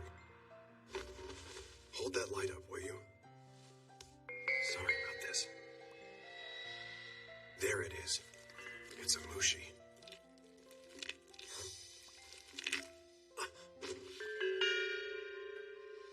The parent board's young, and then it died. So what did you see? A Mushi lodged inside the nasal cavity. But I don't know if removing it will bring her back to normal. Is she the only one affected? No, there are others. They're kept in isolation on a cape at the other side of the island. They're all just like Aquia. Since the old days, people like them would turn up every once in a while. The head of the household from each generation praised them and gave them homes here. They're considered devout believers who are close to the living God. The families they leave behind give them their blessings, believing their bloodline produces someone free from all pain and suffering.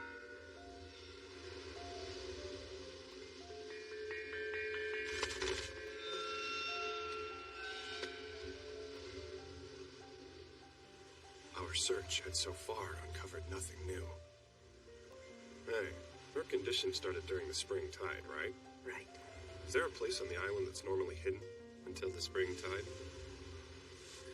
Yeah, there's a cave at the tip of the cape. Over there. What are you looking for? There's one. Look. He's been affected by the parasites. There should be more. Help me take a look around.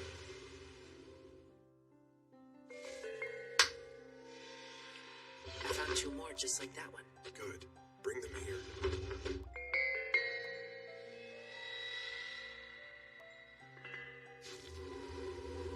Nagi! Secure. I found it. Hang on, Aquia.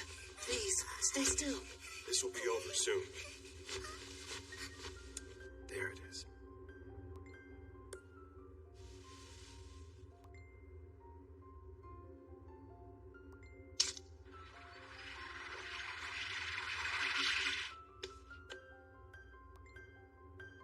Aquia? Nagi. Aquia! It's you. It's really you.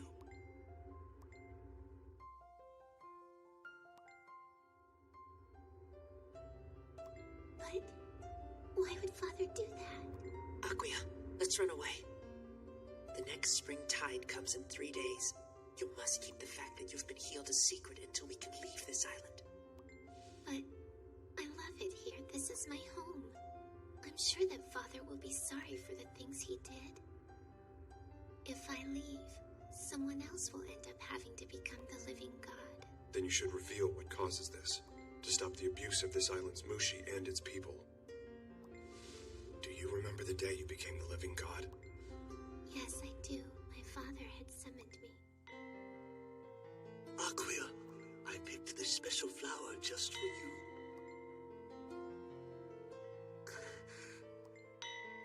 It's beautiful. And it smells wonderful. Go ahead, try it. It had a strong scent, and it looked like a morning glory. I've seen flowers like that in the cave. They were blooming in the dark. Is that the cause? 3 days, right? Aquia, we have to make sure that your father doesn't notice a change in you. Just keep pretending you're the living god until then.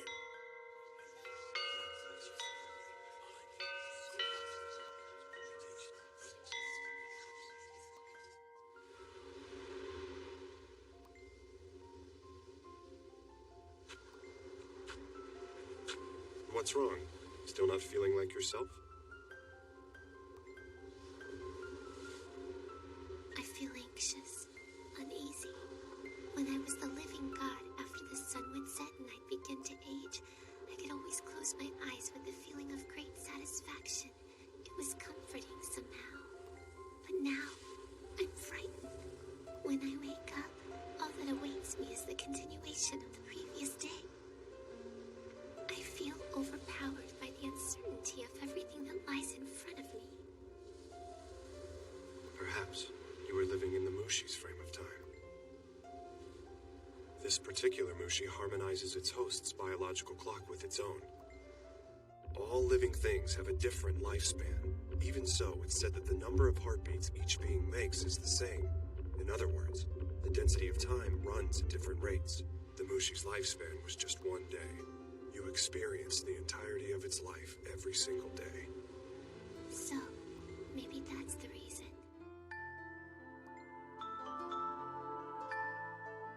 Day after day, an hour after hour, I felt fresh and new with every breath.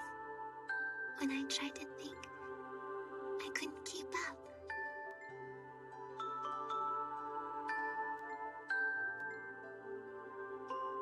But I was always content. My heart felt fulfilled and full of life.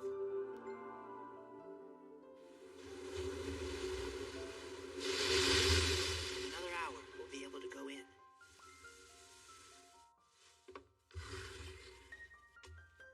Aquia, it's odd that I should find you like this. I would have expected you to be old and weak by this hour. Father, it's strange. I'm not exactly sure how it happened, but I've been cured somehow.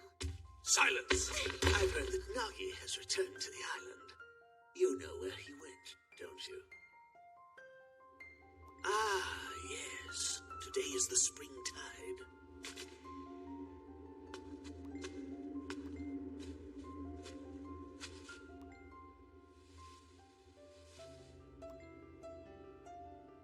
Growing in the darkness, their scent is strong. So this is the Mushi's nest. Using an animal host must increase the offspring's chances of survival. Someone's coming.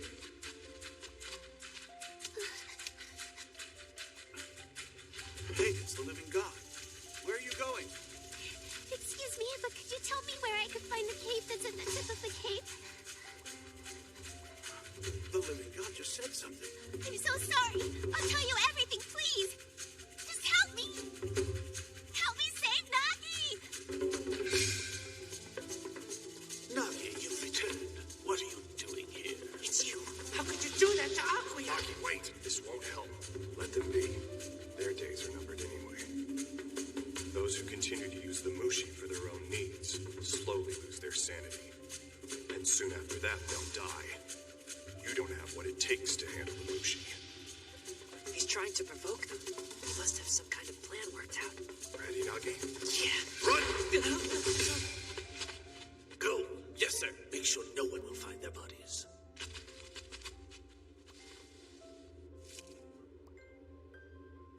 I'll just have to do this again.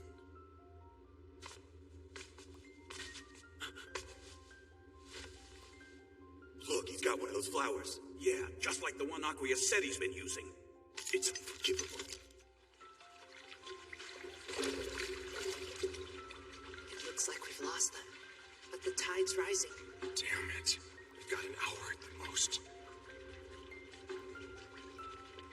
It's them. Over here. I found them. Hey, stand clear. We're gonna widen this opening.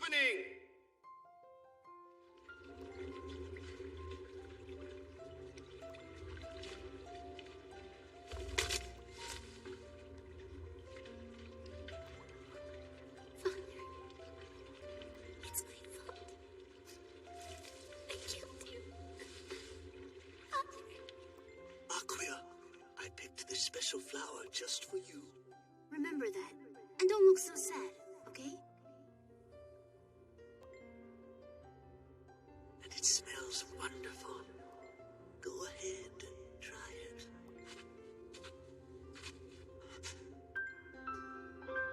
Aquia! But why? Tell me. Ducky. I'm sorry. On this side, I can live like before. It's embedded deeper than last time. It'll be hard to remove. It's okay.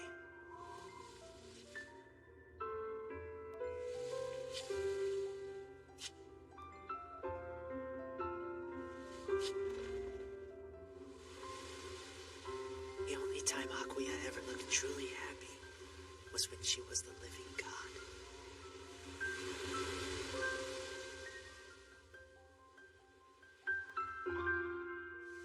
Today the sun will rise and set, just as it always does. Morning blossoms fall, flower by flower. Once again, the sun will set and rise, just as it always does, and flowers will bloom everywhere. They are different from the flowers of yesterday, but the flowers of today are just as beautiful. That day, Ginkgo missed his chance to leave with the spring tide, so he stayed on the island for a month. During that time, he was able to treat all the people on the cape. But even so, whenever the spring tide came and the cave opened up, someone became the living god once again. There are most likely some people that won't appreciate the treatment. They'll probably smell the flower again. Aquia said, I'm frightened. I feel overpowered by the uncertainty of everything that lies in front of me. She and I are not all that different, are we? Just look at me. I have no idea what I'm supposed to do from now on. You should just live a normal life. Things will be a little better once you're able to fish. You should get everyone to help you open up the cave to allow more boats to go out to sea.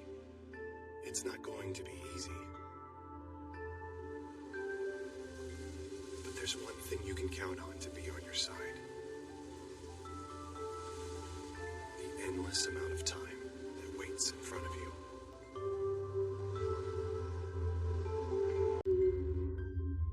Khi đi như này thì làm sao để cảnh sát giao thông phân biệt được là người lái lâu rồi và người mới lái để người ta bắt.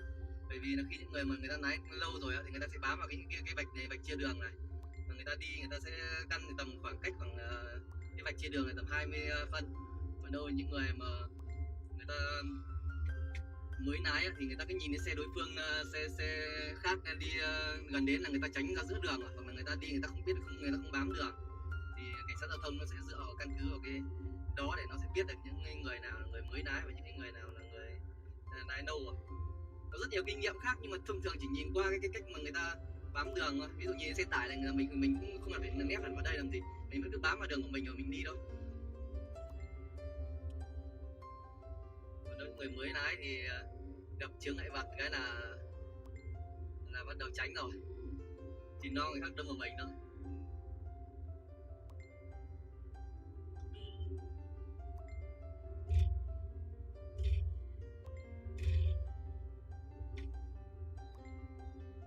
Đường chia này, ví dụ về cái vạch này thì mình có thể để vạch được, nhưng nếu mà ở những cái đường mà nó chia này mình nét liền rồi thì chắc chắn mình đã không được đè vào vạch, và cũng cứ cách ra 20 phân để mình căn đường như thế thôi.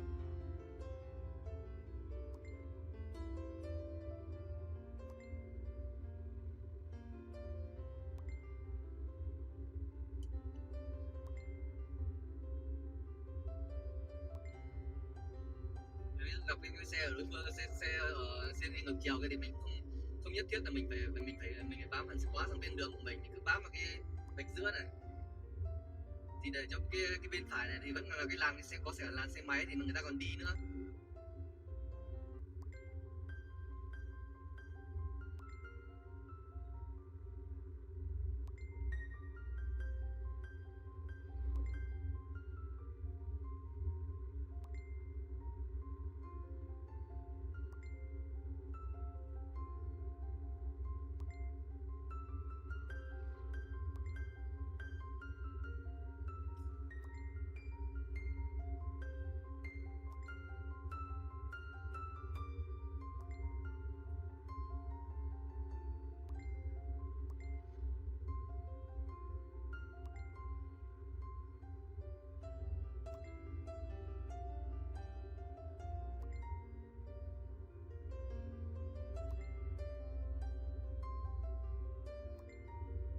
đường này thì mình sẽ nhìn vào cái chỗ chia đường này, còn đâu nếu mà những cái đường mà nó không, nó chỉ có một làn mà nó không chia đường thì mình cứ đi ra vào giữa thôi.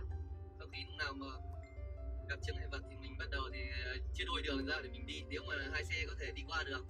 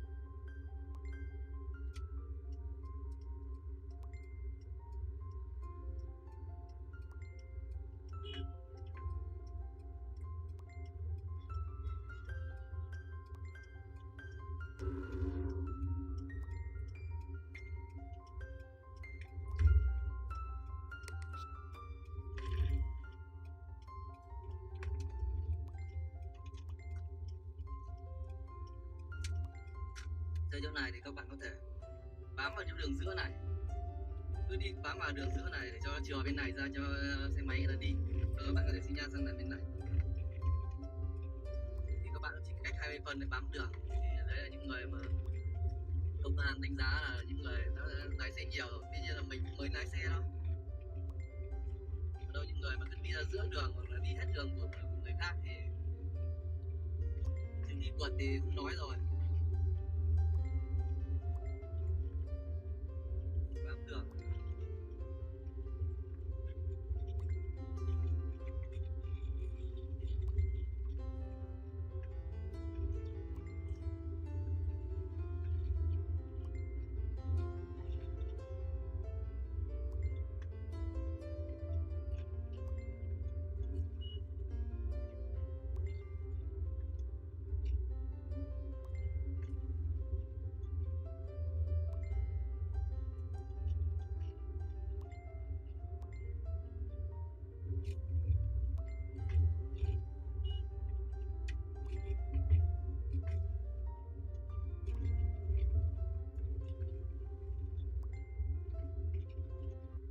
Bám vào bên làn mình đi này, bám cách tầm 2 phân rồi thì bên kia nó sẽ thừa ra.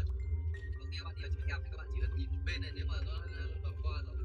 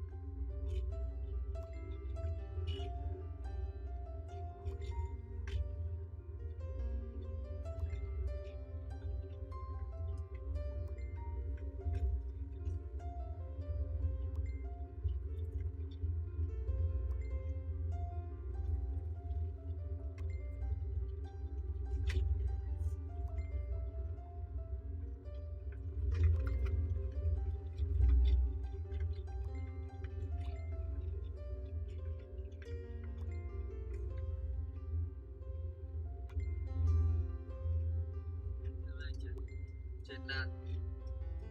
Sao không phải bám hay làm thế nào? Tuy nhiên thì cũng cần phải nguyên tắc quá. Té ra tí cũng được. Các bạn đi làm giữ này, các bạn cứ bám làm giữ này thôi. Cách tao tay phân ở cái vạch đấy nữa.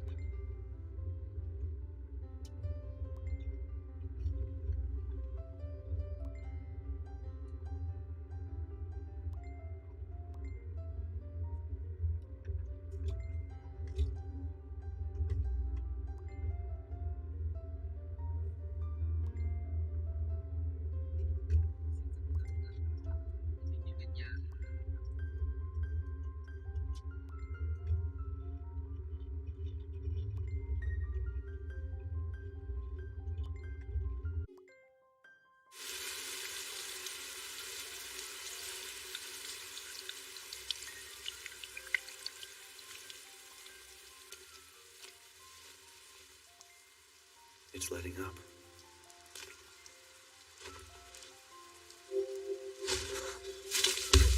This one's close. Don't fade. Don't fade away. Please, don't disappear.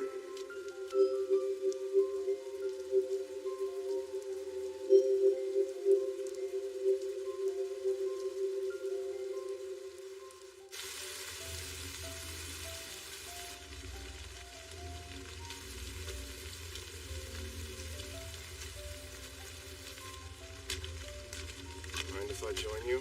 Be my guest. Some weather, huh? You're telling me. I could barely see what was in front of me. I wonder when it's going to let up. It will be like this for another hour. You a merchant? If you have any food, I'd love to buy some. The long rain ruined every last bit I've had. Sorry, it's empty. And I'm not a merchant. What are you planning to put in there? That thing's huge. He's going to put a corpse in it, right? No, you're not even close. It's for a rainbow. I'm out here on a quest to find a rainbow, put it in this jar, and take it home. Yes, you're right. But now you've got me curious. Just why would you do something like that? Come on, tell me. It'll pass the time. You want to know? All right. It all started when I was a boy.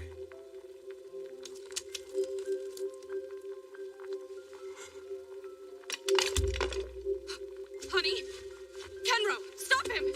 Please, Dad, don't go! Not again! The rain is coming. The rain is coming. The rainbow. Honey! Please, come back! As far back as I can remember, whenever my father would sense even the slightest hint of a coming rain, he would become a completely different person. He'd happily run around mountains, fields, and valleys, and not come back for days. He was a very strange man.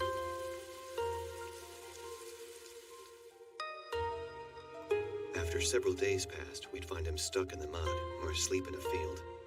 Sometimes he would manage to wander back to our doorstep on his own. On the days when it didn't rain, he would drink enough water to fill a bath. You have no idea how embarrassing this is for me. Sometimes I wish you'd never come back. I'm sorry. I have no idea what's happening to me. I can't control myself. It all started when I saw that rainbow. There's no such rainbow. You've just gone mad, that's all. Hey, Dad. Is it fun for you to run around in the rain like that? Of course. It's more fun than you could possibly imagine. Well, then I want to do it too. No, you mustn't. Your mother will yell at you if you do. Then tell me the story of the rainbow again. Well, as long as you promise not to tell your mother. It was on the day before you were born. The day the high waters from the flood finally receded. Damn. After all the work we put into building. There's nothing we could have done. We just need to find ways to improve the design. And build a bridge stronger than that one? I'm not sure if that's possible. The rainbow. It's so vivid. When I took a closer look, I noticed that the rainbow was coming out of the riverbank, not too far away. treasure at the end of a rainbow.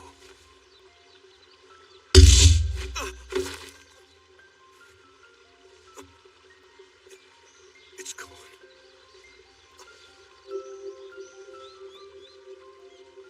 From that moment on, every single time it rained, that rainbow would appear. It would be in different places and in different forms. It entertained my father, but no one else could see it. The only one who showed any reaction to it at all was me, who was only an infant. But then, one day, the rainbow seemed so far away. Since then, it never returned. And now, no matter how much I drink, I'm always thirsty. When I feel the rains coming, my body gets so excited I can't control it. Before I know it, I'm outside running. And in these brief moments of sanity, I find myself longing for that rainbow. I miss it so. Where did it go? I wonder. Someday, I'm gonna go out and find it. Eventually, my father became sick and bedridden. Even then, he'd struggle to go outside before every rainfall. In the end, he became too weak to even stand. Hey, Dad, water. I just want to see that rainbow. So here I am, on a quest to find that rainbow, find a way to bring it home, and show it to my father. So, you plan on catching it with your bare hands? I'll have to find it before I can figure that part out. Oh, right. Ah, it's finally letting up. I guess I'll be on my way. If I were you, I'd work on the ending of that story. It's a little weak. Take care. Yes, I should be going too. Hey, wait. If you're looking for that rainbow, I suggest you head that way. That wasn't just some kind of fairy tale, was it? There's a name for what your father saw. It's called a coda. I've only seen a mushi like that once before, but I never got to see where its base rooted with the ground. So I'd like to help you find it if that's all right with you. As compensation, you can buy my food. Oh, and get rid of that big jar. It was an interesting idea, but it won't be of any use to us. Come on, let's get going. All right. First of all, the only way you can see a normal rainbow is when your back is facing the sun. A coda will appear with no regard to the sun's position. Second, the order of the colors is reversed. If you don't get used to seeing these differences, you'll be chasing rainbows forever. Ginkgo, that is your name, isn't it? You must have had a particular reason to be out traveling in the first place. So why would you stop to help a stranger? Like I said before, I want to see it as well. Besides, I didn't really have any special destination I was heading to. Even so, I can't search for the coda forever. I'll keep looking until next autumn. If we don't find it by then, I'll quit. Sound good? It seems to behave like a rainbow, and that it often appears after it rains. We'll move by reading the weather. I've had a lot of experience doing just that.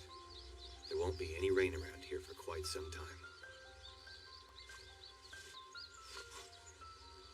Look, that mountain has a cloud over it. It should be raining there by sometime tomorrow. I'm serious. It's not like I've been walking around aimlessly, you know.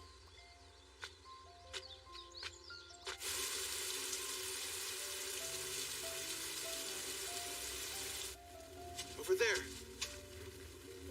Nope, that's just a regular rainbow.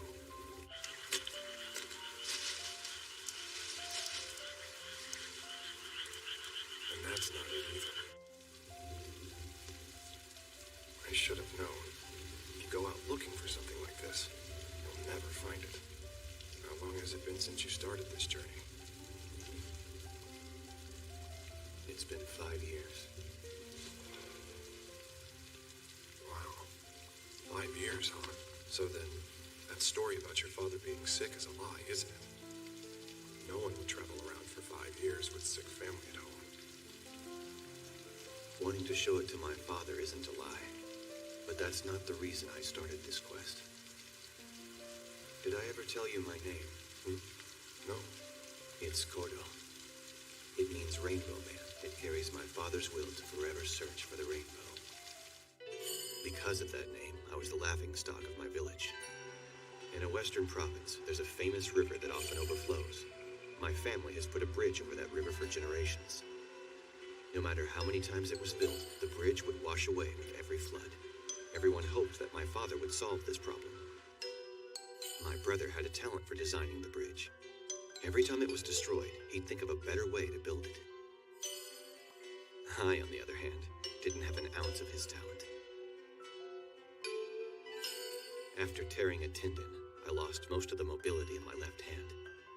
As a builder, I was worse than second rate. Before I knew it, the only place for me in the whole village was at my father's side. I couldn't stand living like that. I decided to run away. Would you mind explaining something to me? Why are you still searching for the rainbow?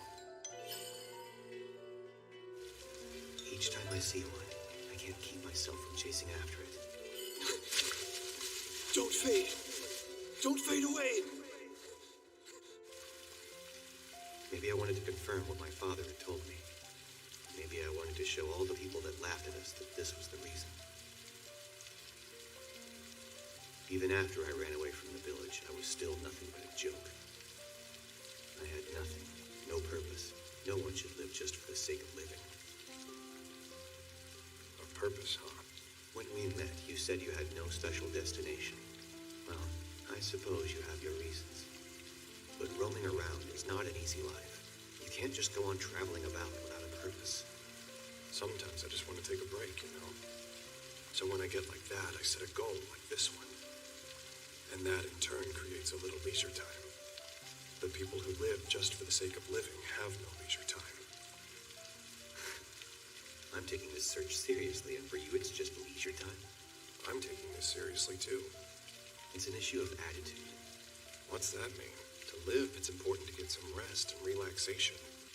Besides, it's a better reason than yours for doing this.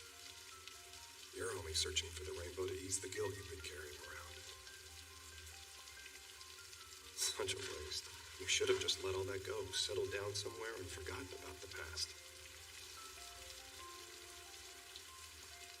You're probably right. But I just couldn't. That's why I'm here. Who knows? Maybe it's time to put an end to all this. I think I'll stick with your plan and give up the search by the fall. Hey! Poro! Wait up!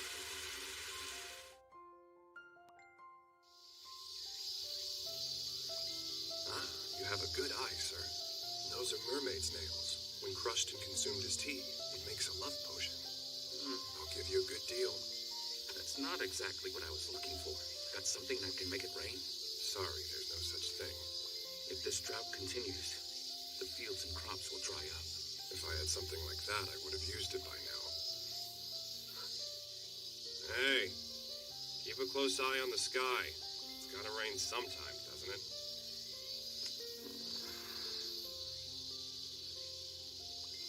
My throat's dry. I can't even sweat anymore.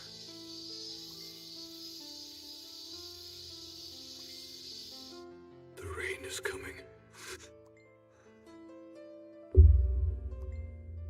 The rain is coming. It's coming. It's coming.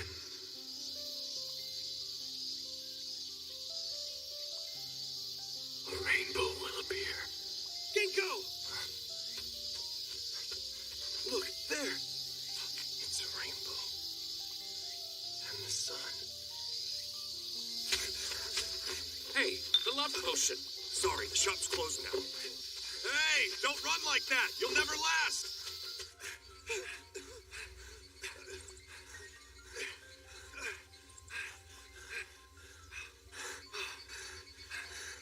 Damn it! Where did it go? We're close. It's gotta be here somewhere. It looks like this area will still get some rain. too far. Let's wait here for the day.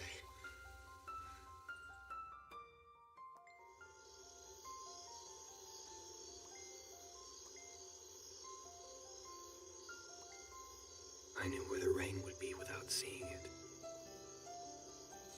Was it like this for my father, too? Koro, now that you've grown up, I'm sure that you've slowly grown to detest the name that I gave you. I'm sorry, son. I just wanted to name you after something precious to me. The most beautiful thing I ever saw. Please, forgive me. Even your friends tease you because of your name, don't they? Here, I came up with a new one. A name. A much better name. Use it starting tomorrow. No, Father. I don't want it. Don't say such things. I'll never give up. I'll keep trying until I'm the best bridge builder there is. Even better than you. You'll see.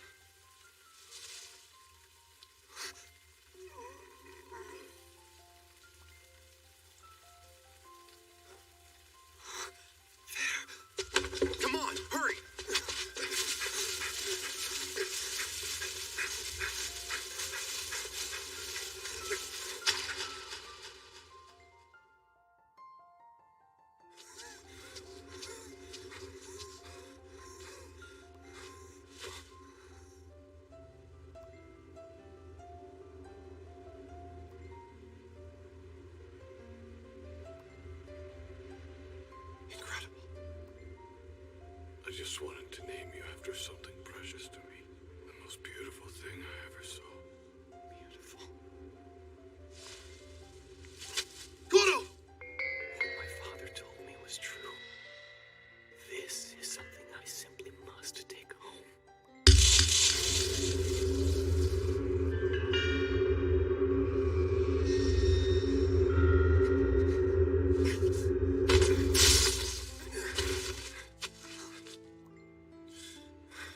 That was stupid. Are you all right? Yeah. I wasn't sure until I saw it up close, but I felt a shock when I touched it. This is one of the Nagaramono. Nagaramono? It's a being that possesses life, but looks like a form of natural phenomena. Other than the fact that it's alive, it's identical to the rainbows made by the rain and sun. This one was most likely created by the light and rain, infused with Koki. Koki? The basis of Mushi life. Nagaramono are similar to floods and typhoons. They happen for a reason, but they have no purpose. They exist only to travel and flow.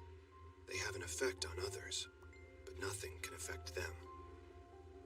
If you touch this type of Mushi, it will attach to you. For a moment, I felt like I was inside of it. I wonder if my father was drawn in by that same rise and flow. It didn't feel like my opponent, but it feels like part of me is gone. But it's good.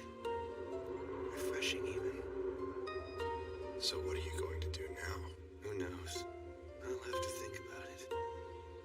And you? I think I know. You're just going to flow again, aren't you? Just like that rainbow. After that, I'm not sure what happened to that man. But I did hear that in a province to the west, an indestructible bridge had been built across a raging river. Whenever it would start to overflow, he'd remove the binding pieces, allowing the water to flow between. When the waters receded, he'd put them back. Then Nagarabashi, as the bridge was called, was built from the ideas of one man.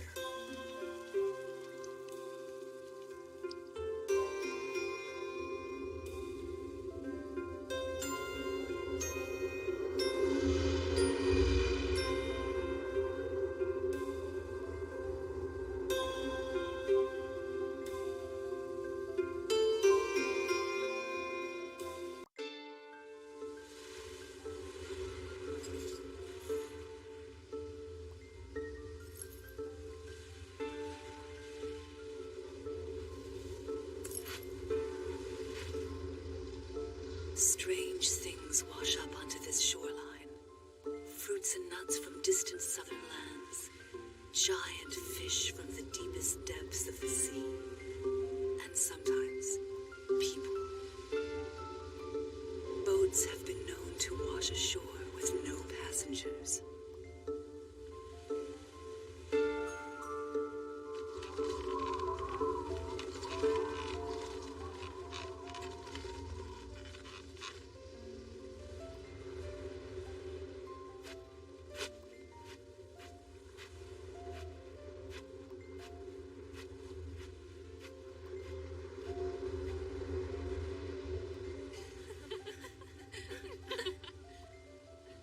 Let's go somewhere else. Yeah, let's go.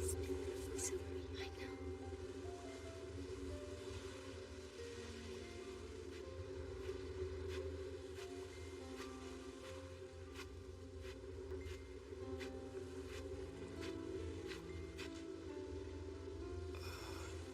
Excuse me.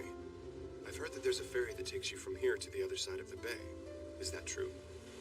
At this hour, I think all the boats are out fishing. I see. I guess I'll just have to wait here until the afternoon. So tell me, what are you doing out here? Same as you. I'm just waiting. You see, I was separated from my wife in a strange set of circumstances just off these shores. But you probably don't want to hear about any of that. Actually, I would.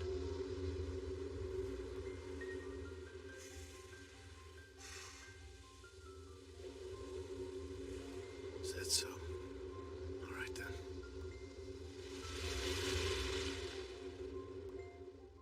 It was 2.5 years ago.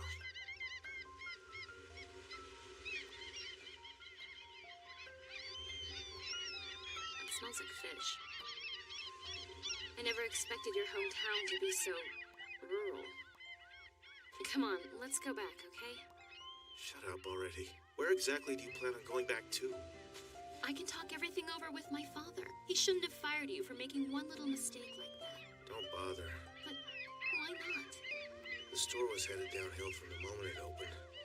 They were just looking for a good excuse to get rid of me. But why did it have to be you? He told me that you were going to inherit the store.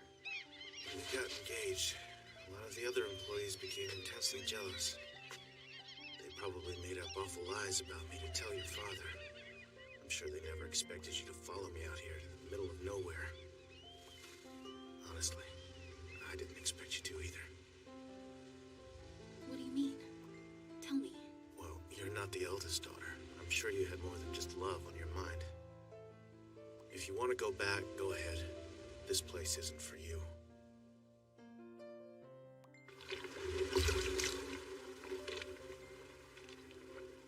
Excuse me, miss. Are you coming too?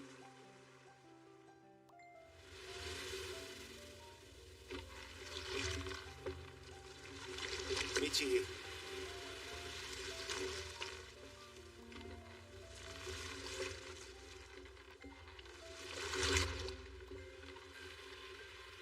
I'll apologize when we get there.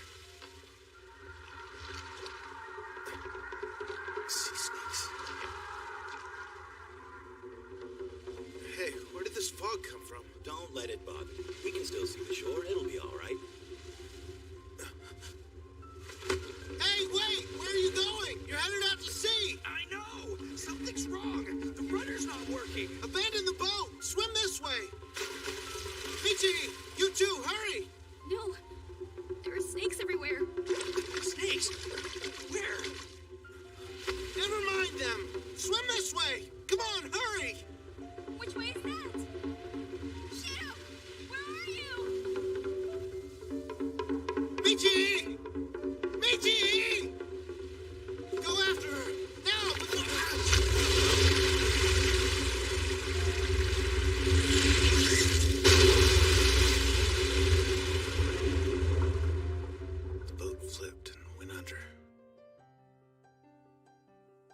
I washed up on the shore of this beach.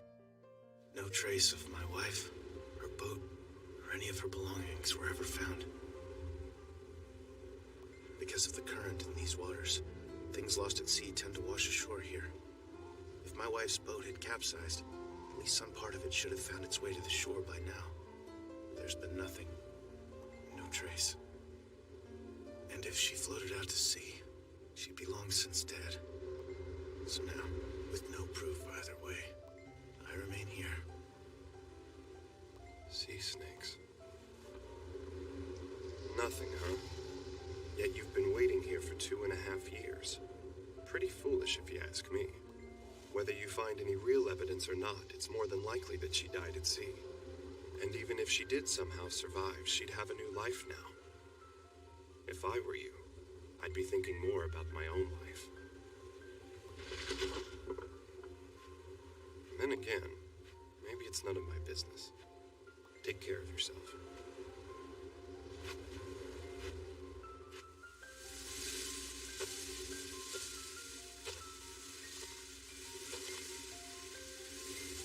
Fog and snakes. It all sounds so familiar.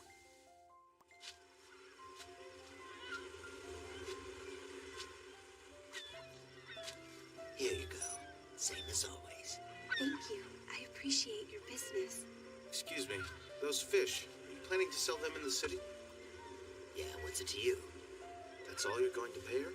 Sir, you're taking advantage of this poor girl. In the city, those are sold for considerably more.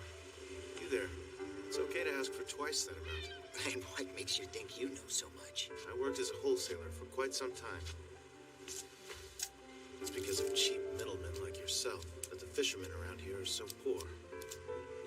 Including the city's fees, this is about what the price should be. At that price, I'll just go to the next village. Then how about this much? But it's so... Can't let it go for any less.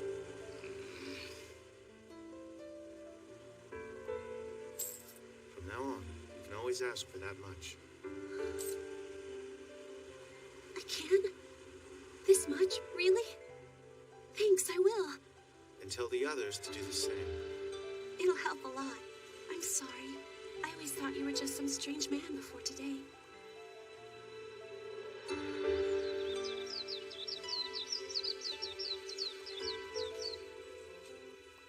You were right. I got a really good price for all of my fish. Thanks for everything. And here, it's not much, but we want you to have it. Say, I have an idea. Why don't you leave the inn and move into our cottage? Stay and make this village your home. That's a great idea. What do you say? Come on, you're more than welcome. Hey!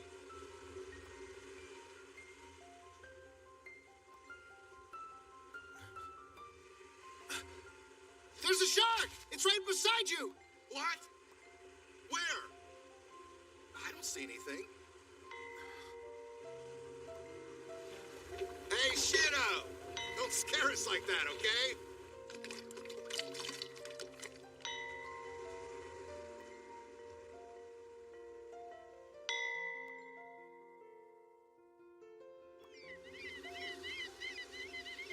Yesterday wasn't spring tide, was it? No. Strange. The water's so high today. He's not here. Excuse me. There was a man here before. He'd sit on the beach and wait for his wife to come back. Is he still around? Yes, but now he lives here. He's part of our village. Please, sir, I don't know who you are, but just leave him alone, okay? Hey, what's wrong? It's nothing. Come on, that can't be true. I'm scared, but I don't know why. You've been saying some very strange things lately, and the tide keeps rising and rising. All sorts of bizarre things keep happening. You stare out into the sea so long sometimes that it feels like you'll be washed out there with the tide. What are you talking about?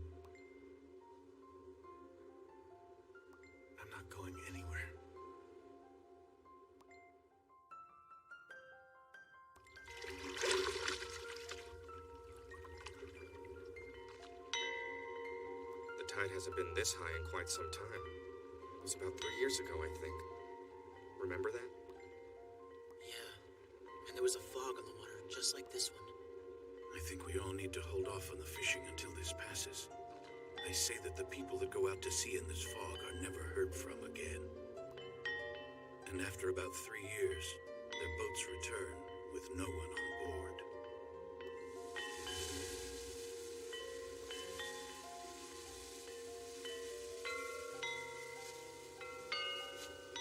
The boats return, but they're empty. No waves. Even if the boat did come back, it would never make it to shore. So it does bother you, doesn't it? That story you told me was very intriguing. So after I left, I researched it. From that research, I've learned that the boat should return with the fog. So I came back to see if it was true. That mass of snakes you saw, no one else could see them besides you and your wife, right? Yes, that's right. I thought so. Those snakes were most likely Mushi. You've heard of Umisen Yamasen, right? It's the idea that if a snake lives 1,000 years in the sea, and then 1,000 years in the mountains, it will become a dragon. This story is connected with what you saw. Of course, there's no way to tell how long they've actually lived. They are divided into two groups. The ones that mass together in the open sea, creating a fog-like haze.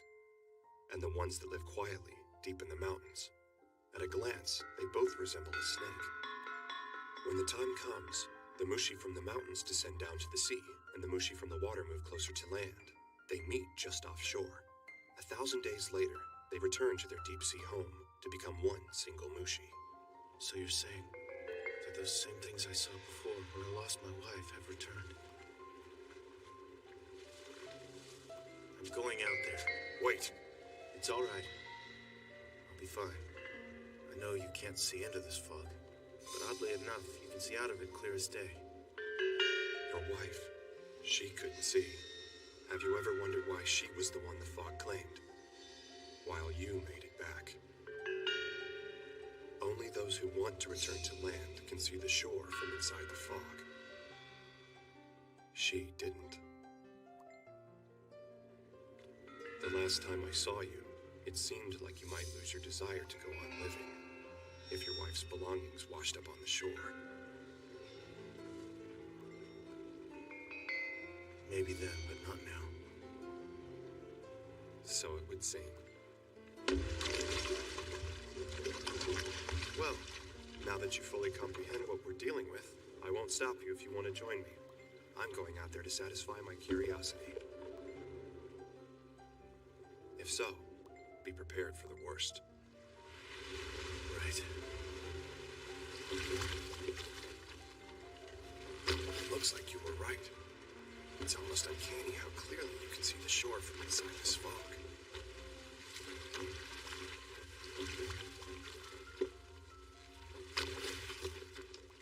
You can still see it, right? I can see it. They're here.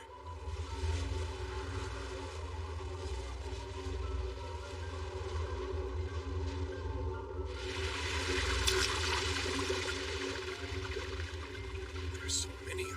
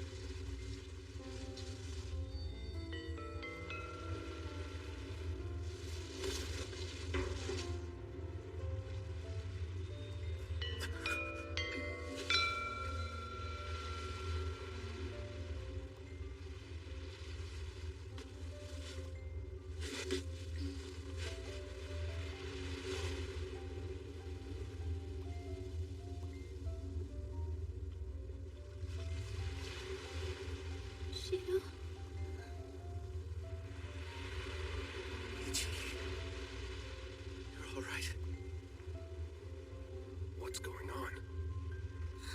Shido, I've given up on you. Tell me, what took you so long? It feels like I've been out here for days. For 3 days at least. 3 days? I don't understand. What's going on?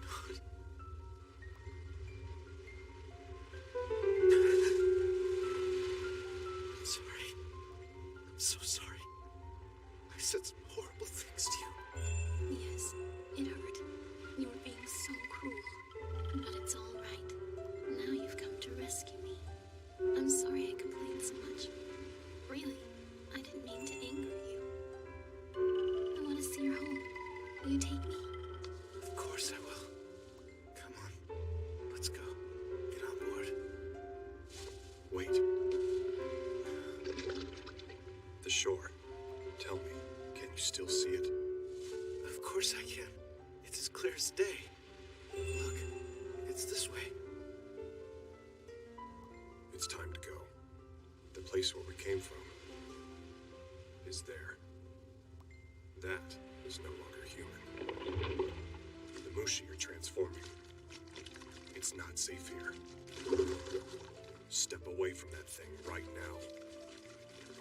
Shido.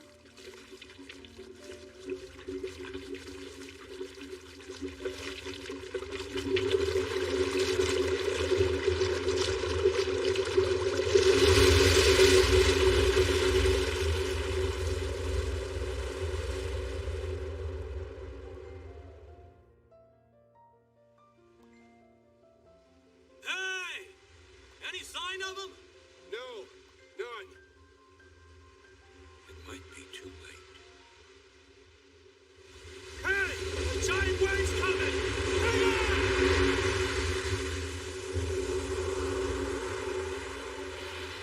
Looks like the fog's beginning to clear up.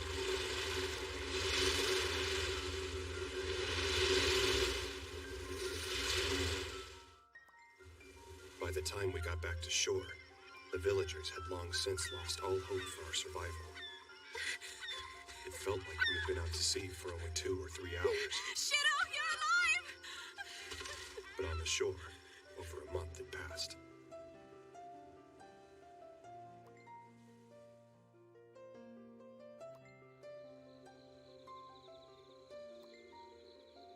Inside the fog, we were most likely on the Mushi's frame of time. That's the one consolation. She only had to endure 3 days of loneliness. Yeah. I'm sure you're right.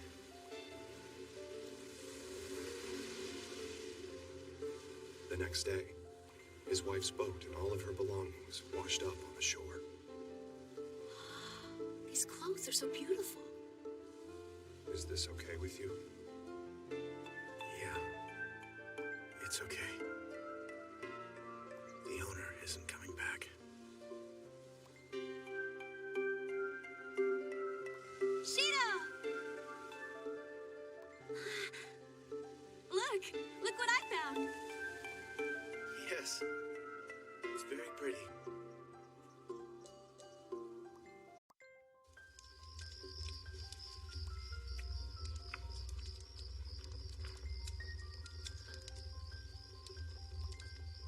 What's wrong? I feel something strange inside my mouth. Dear, would you take a look at this? Is that a tooth?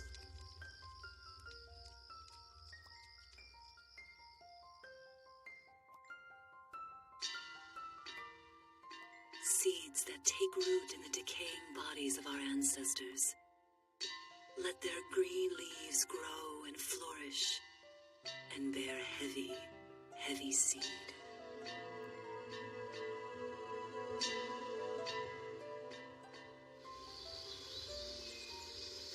Excuse me.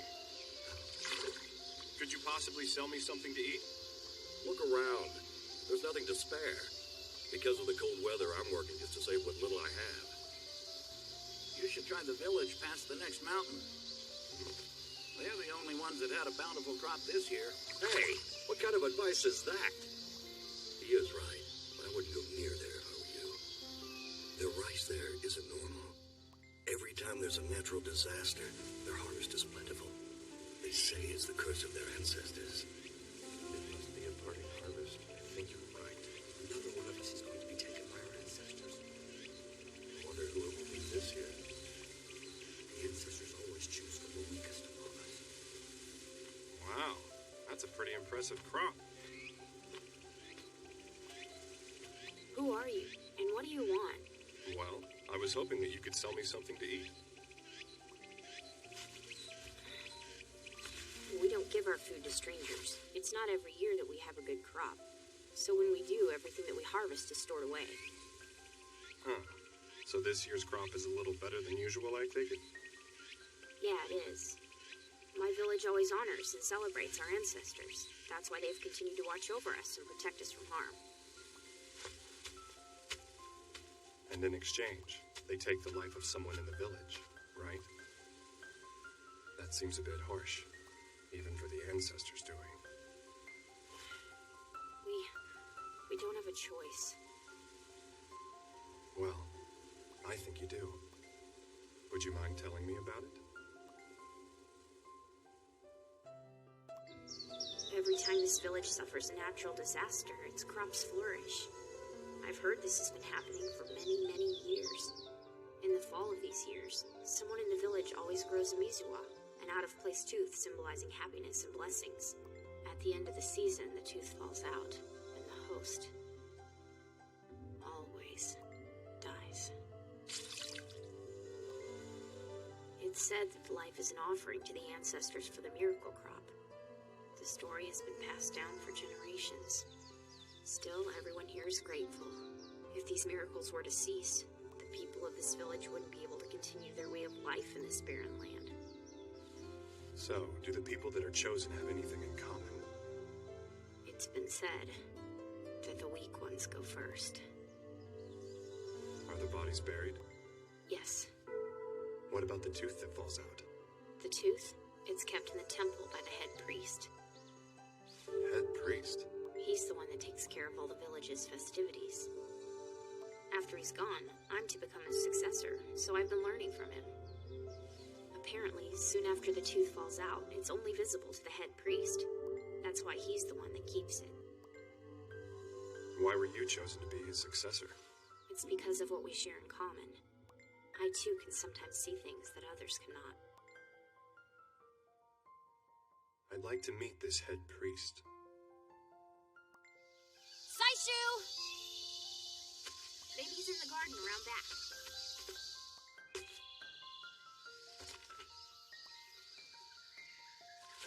Journals about agriculture. It's rare to receive visitors here. Just who are you, anyway? I'm Ginkgo, a Mushi master. I'm looking for something called the Nazaru seed. Is that so? Sane, don't you have some field work to do? Come back when you're done. We need to be ready. It's going to be quite a harvest this year. Come now. Are you still worried about your mother? Hey, it'll be all right. Don't worry. She's going to be fine. Here, have her eat this.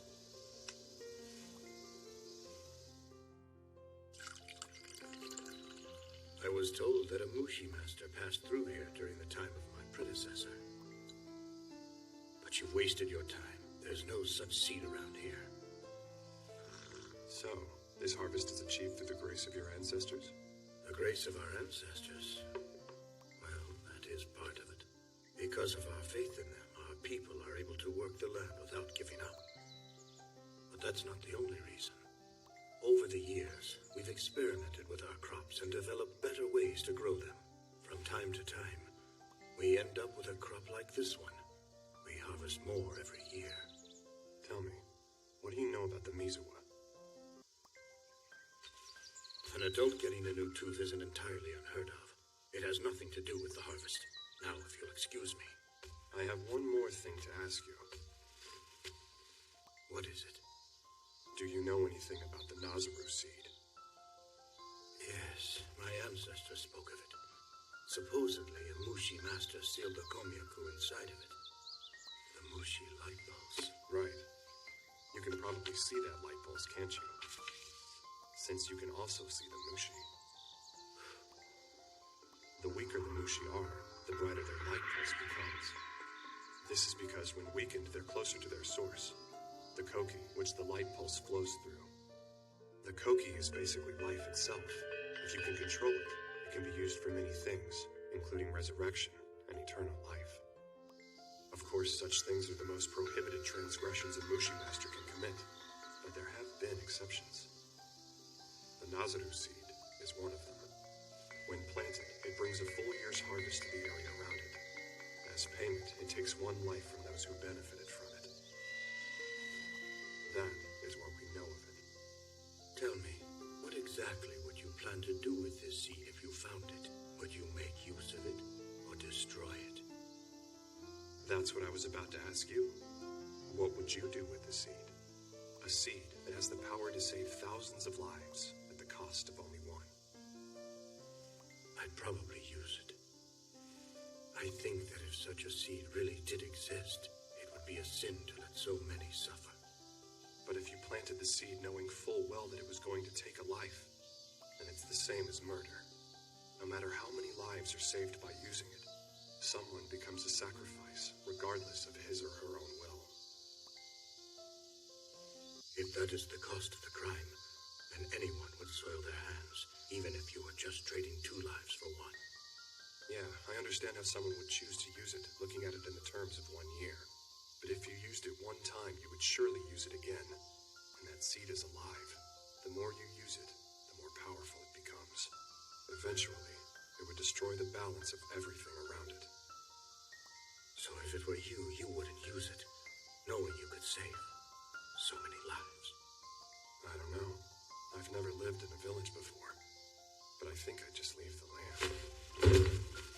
In this ground, beneath our feet, lie the sweat and blood of my ancestors. They pioneered this land and made it what it is today. It's our greatest achievement. But wouldn't you be tainting this precious land by planting something in it that's so unnatural? You have quite an imagination. What am I saying? This is all supposition. If there was such a seed in my possession, and I had to make that choice, I would have to think about it some more. There will always be leftover seed in one's hands. There's too much of it for any one to bear alone. Just like the heavy seed that burdens an overgrowing stem, it will overflow and pour out over the hands and fall upon the soil. Unaware of the pain and suffering it will cause the people in its aftermath.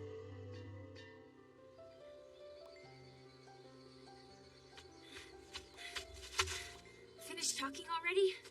We have, for the most part. So then, what happens now? Are you going to save us? I am. But first, I'll need the consent of the entire village. They need to know what's behind the parting harvest. Could you gather everyone somewhere? Yeah, sure. But what are you planning to... So, are you going to burn the fields? You think you can stop this by destroying the crops before someone grows the Misawa tooth? Yeah, that's right. So you're finally admitting the truth. You're wrong, Mushi Master. Destroying the crops won't do anything. You'll only bring this village to starvation. All they'll have to do is move away for 1 year. They'll need to split up, dissipate, and live at different places during that time. If they can do that, they should survive. By the spring, the ashes will have fertilized the ground. How many do you think would actually return once they leave this place? No one here knows what a true abundant harvest is. That's how they're able to keep trying and to have hope. Just leave us alone. Get out of here. I won't allow you to tell them such nonsense. Saishu!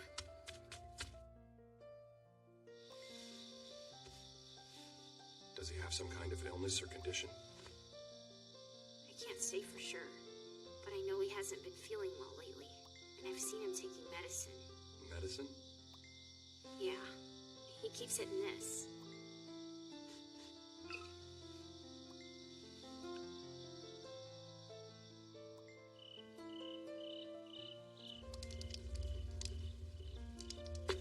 I'm not sure why you've been poisoning yourself with this, but it's irresponsible, considering what you'd be leaving behind for the people here. Tell me, Mushi Master, since you want to burn the fields, I'm guessing you didn't come here to collect and use the seed, did you? Please help me. I've been trying to become the weakest among us, so that the seed's final victim will be me. It's been said that the one who brought the seed here was of my own lineage, a former head priest. Since then, every time a natural disaster occurred, the seed was used. In order to prevent a panic, the seed's location has only been known by the head priests. 20 years ago, when I became the head priest, another devastating natural disaster occurred. I felt I had no choice but to use it. I'm going out for a bit. All right, be careful, okay?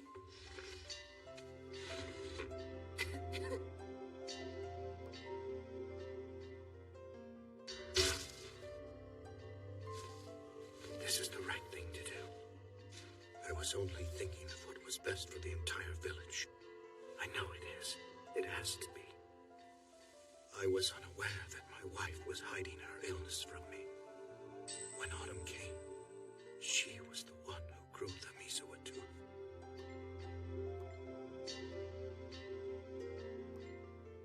Please, dear, have some rice. I beg of you.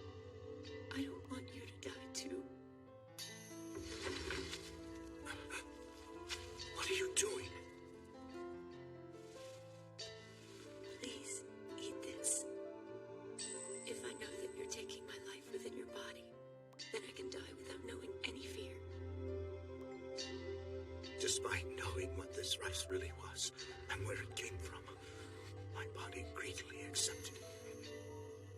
I had fully intended to throw away the seed that fell from my wife's mouth, but then considered the next natural disaster that was sure to come. Eventually, I thought of a way I could use the seed one last time without having to sacrifice someone's life. This year, that time came.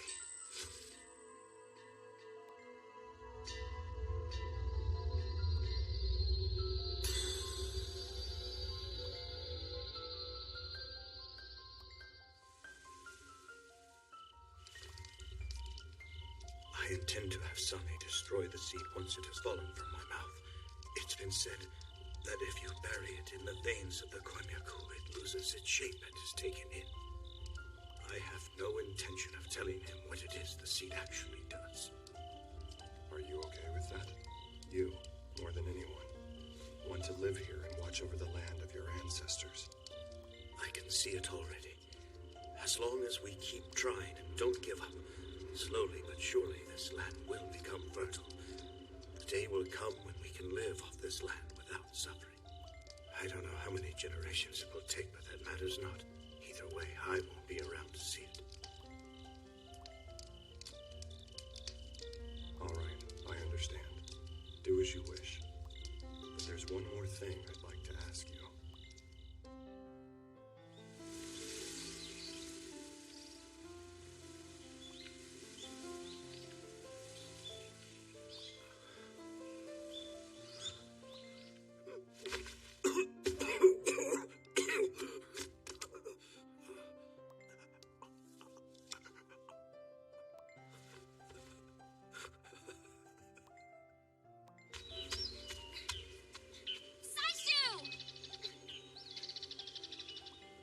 I think my mother's going to be okay. She's been eating a little more and her strength is coming back.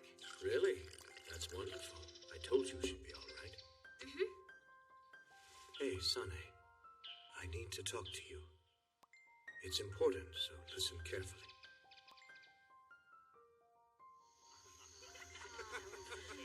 Sane, the ritual Shinto prayer is different from the one last year. Hey, have you heard if anyone's grown the Misawa tooth yet? No, I've heard nothing. Maybe this year's crop wasn't a parting harvest after all. What do you think? Who knows? It could just be due to all of our hard work.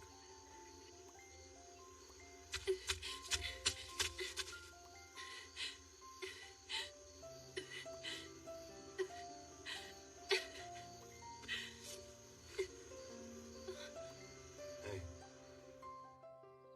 The festival? It seems to be going fine. Everyone is having a good time.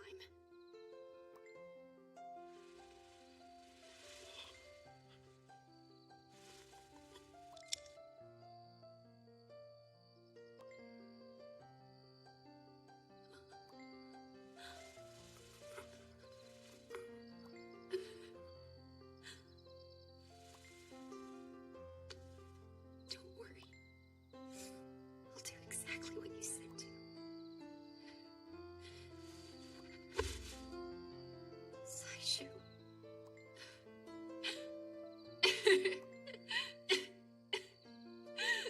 Why? Why does it have to be this way?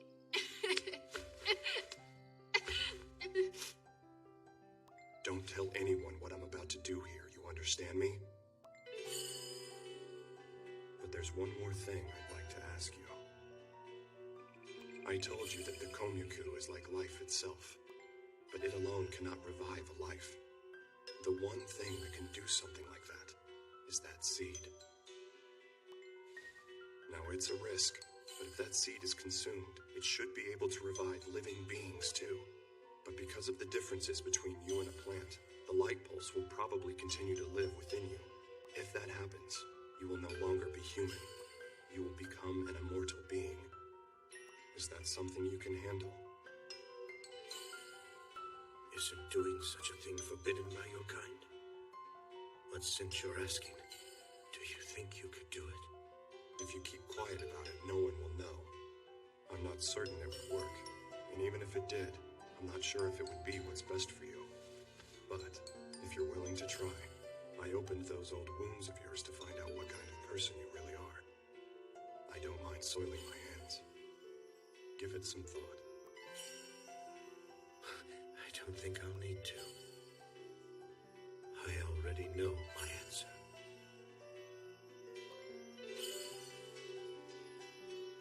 I want to watch over this land, the land of my forefathers, and see it develop and grow.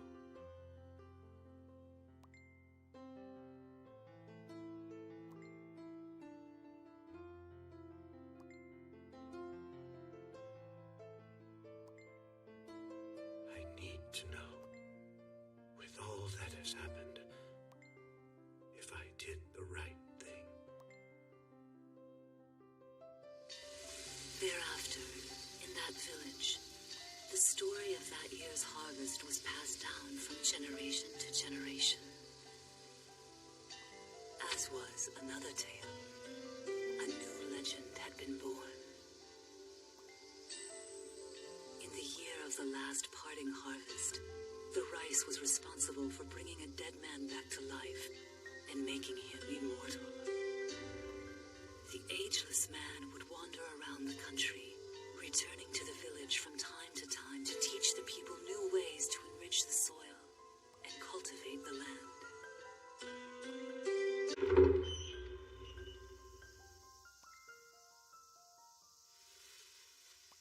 It's okay. Don't worry. The doctor is out examining my grandma right now. See? I told you there was a lot of neat stuff in here. Whoa, creepy. Hey, what's this?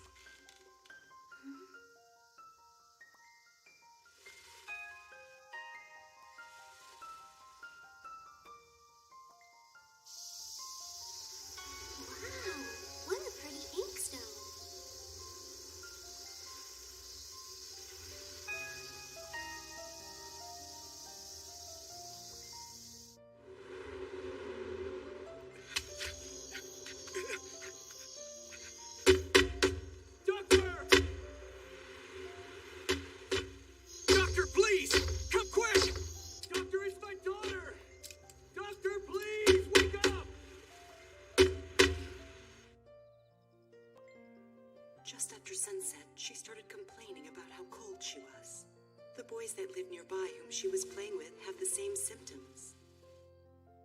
What is this? Her body temperature is extremely low. Mommy, I'm cold. So cold. Could you get me another blanket? Be right back. Even her breath is cold. I'm freezing.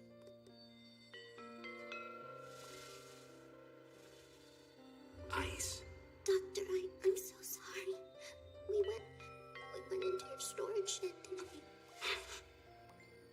You didn't touch anything in there, did you? Yes, sorry. An inkstone. An inkstone?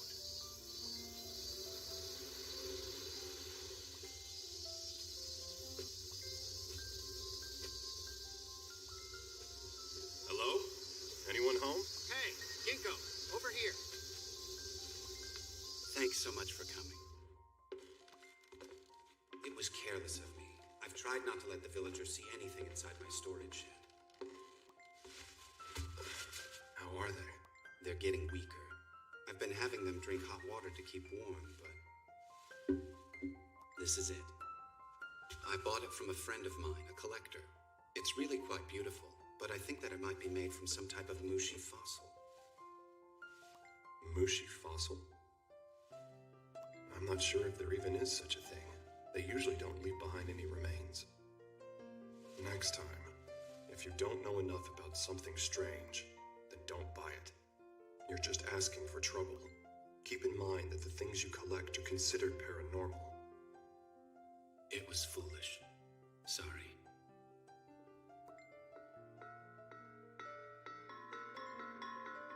This isn't a fossil. The mushi seem to still be alive. So, what did those kids say they were doing? What did you do with the inkstone?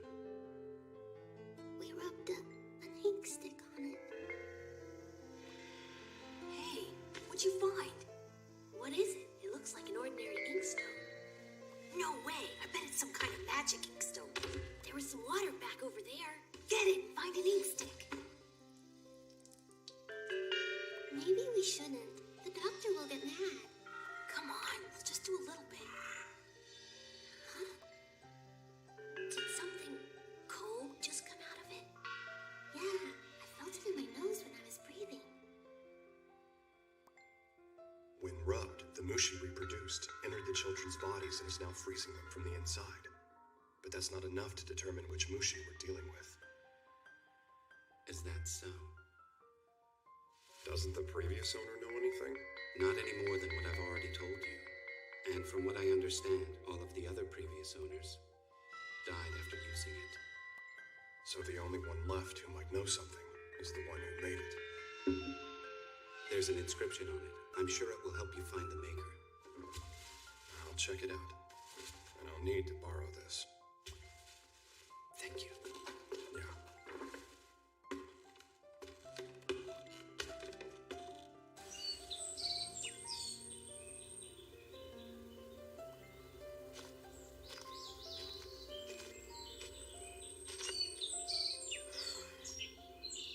I must be getting close.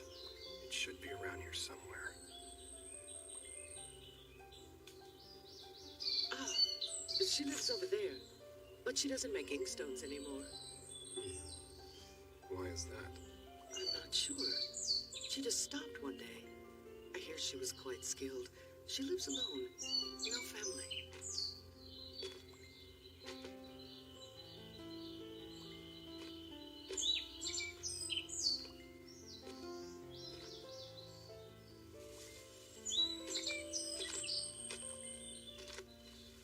Who are you? What do you want? Are you the one that made this? Yes, that's my inscription. What's this about? Is something wrong? Yes, there are children suffering because of this inkstone. I need you to tell me everything you know about it.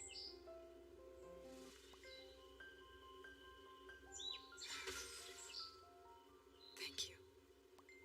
Thanks for coming. I've been looking for this inkstone for a very long time. From what I know, there have been 3 people who have used that inkstone. I've heard all 3 died less than a month after using it. It all started soon after my father, a well-known inkstone maker, fell ill. I had a fiancé. He lived in a town 1 mountain's crossing away and was one of my father's customers. Both he and his parents were opposed to me carrying on my father's work. Tagane, are you sure about this? You of all people should know. My father and I are the only ones who can carve these. I don't want to give it up. But you can't handle all this on your own. And when the orders take too long to complete, business will decline. Listen. Soon I'll make an inkstone that rivals my father's work. Please, have faith in me. I'll come again. That became my plan. I knew if I could make something like that, I would win his approval. I put everything I had into the art of making inkstones. But even so, I never made anything I was satisfied with. Then, one day, I discovered that rock. It was enchanting. I began working on it with a passion. And the inkstone I created from it was a brilliant masterpiece. It's beautiful work. Let's rub an ink stick on it and test it out.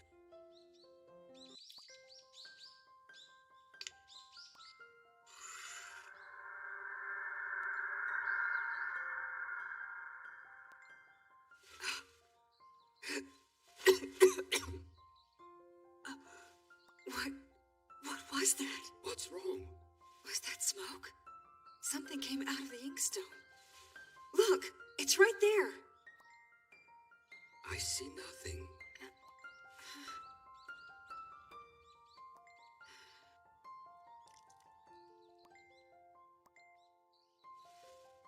The ink's texture is good as well. I can rest assured now that you can continue my work.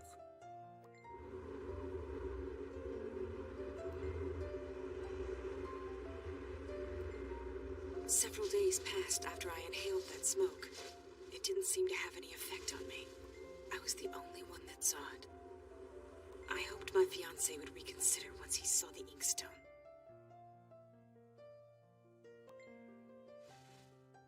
All right, then.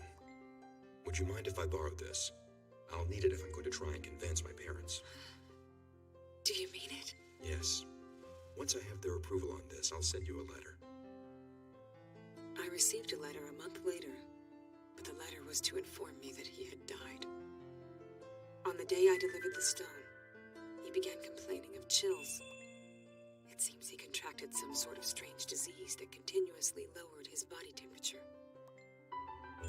Believing that the inkstone was cursed, his family decided to sell it to an antique store. I went to the store, but it had already been sold. The owner had no record of the buyer, so I lost track of its whereabouts. But a rumor later came to the store from one of its antique dealers. Another person has died because of that inkstone.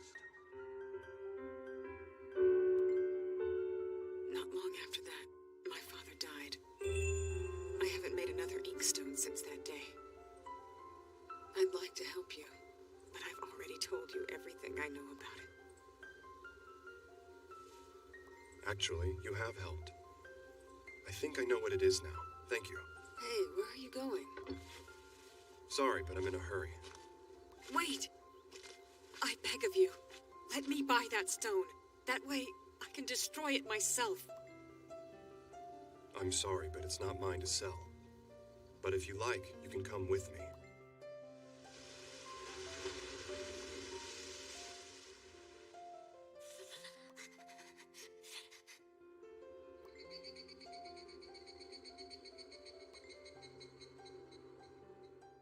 You're just asking for trouble. The things that you collect are paranormal. I know. I see. So you finally started to learn your lesson. You're back. If you're going to give me a hard time, I hope you at least found out that Don't worry. I'll save them.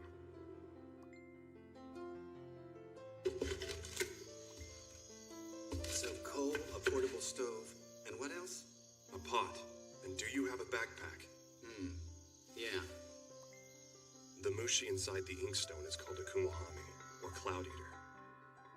They look like a nimbus cloud, and just like their name implies, they eat the moisture and ice in the atmosphere and turn it into snow and hail.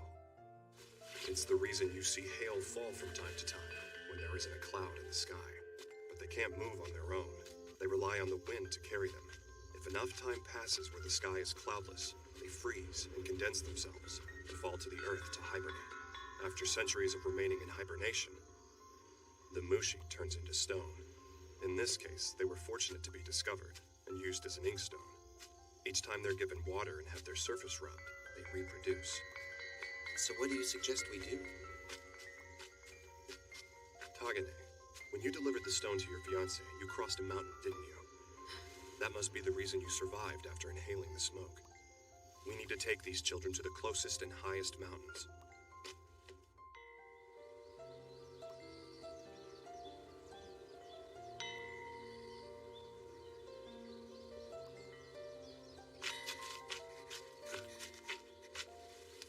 It's worse. Give her some hot water. Oh no, the water's gone cold. I'll run ahead and boil some for you. Thank you so much.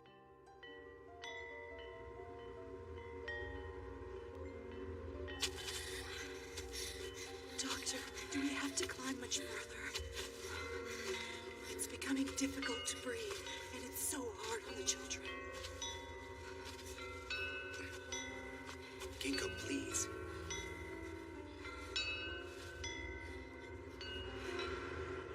Just a little higher.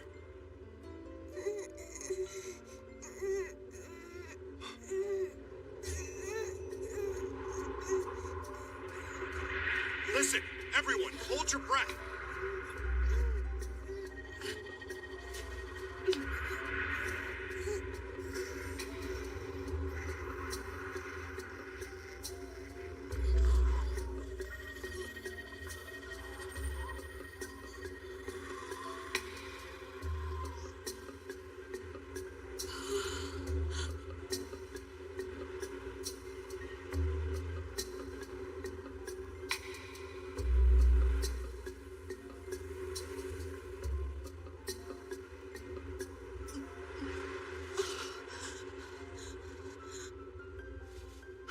Sweetheart, are you all right? I think so. I'm not cold now. Temperature's back to normal. It's over. Mother, I don't feel cold anymore. Hey, you had me worried there. But how? How did you know? It was the air pressure. These mushi live in the stratosphere, where the clouds are. With that being the case, it stands to reason that their weight is similar to their habitat. The closer they are to it, the more they're drawn to it. Your village sits at a higher altitude, so the smoke you inhaled most likely escaped little by little. And when you crossed the mountain to deliver the inkstone, it probably escaped completely.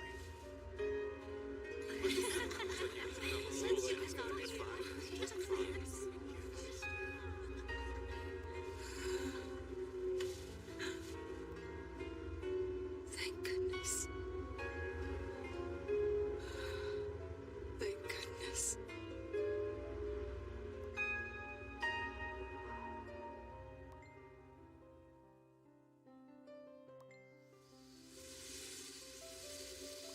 The problem still lies in the fact that you collect these dangerous things as a hobby. I'll be responsible for destroying it. I told you, we know how to deal with it now, so it shouldn't be a problem anymore. Oh, really? I guess the same thing goes for the rest of your collection? That's none of your business. Hey, Ginkgo, explain it to her, okay? If she destroys that inkstone, then she'll be killing the mushi inside of it. Yeah, he's right about that. It's not the mushi's fault. They're innocent. Besides, look at it. That inkstone is far too beautiful to destroy. And seeing as how you made it, don't you have the least bit of attachment to it? I do, But you feel responsible for unleashing the dormant Mushi out into our world, don't you? There is another option. Why not release the Mushi from the stone? Hey, that's my inkstone you're talking about. If I were you, Adashino, I would let this one go. This whole situation is partly your fault. Besides, it's really a first-class inkstone. It'd be a shame not to use it.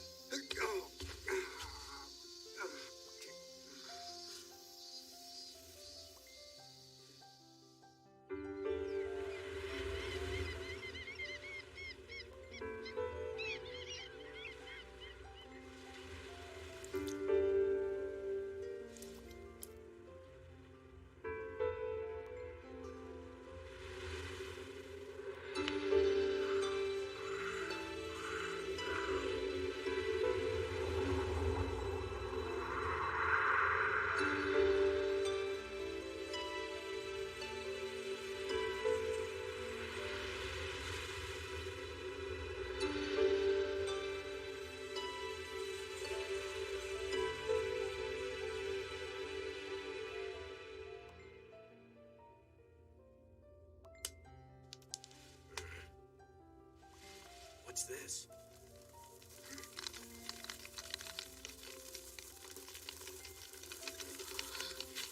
It's Hal! But there's not a cloud in the sky. Where's it coming from?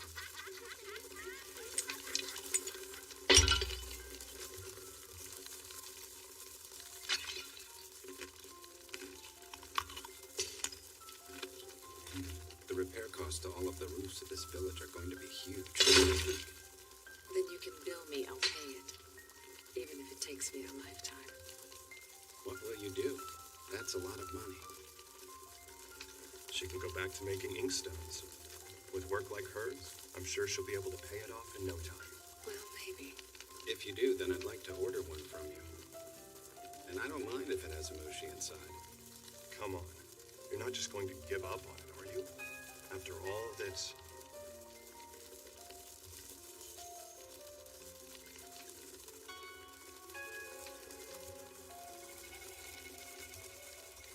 No, you're right. But the first one might take me a little longer than it used to.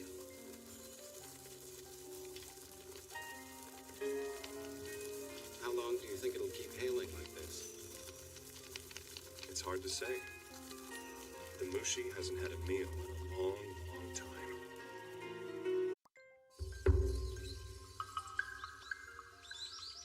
That's odd.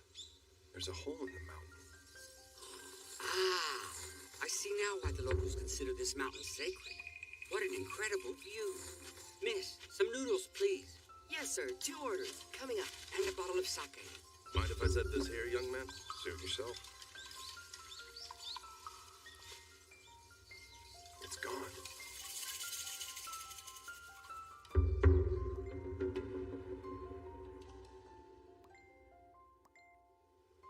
But someone has to go.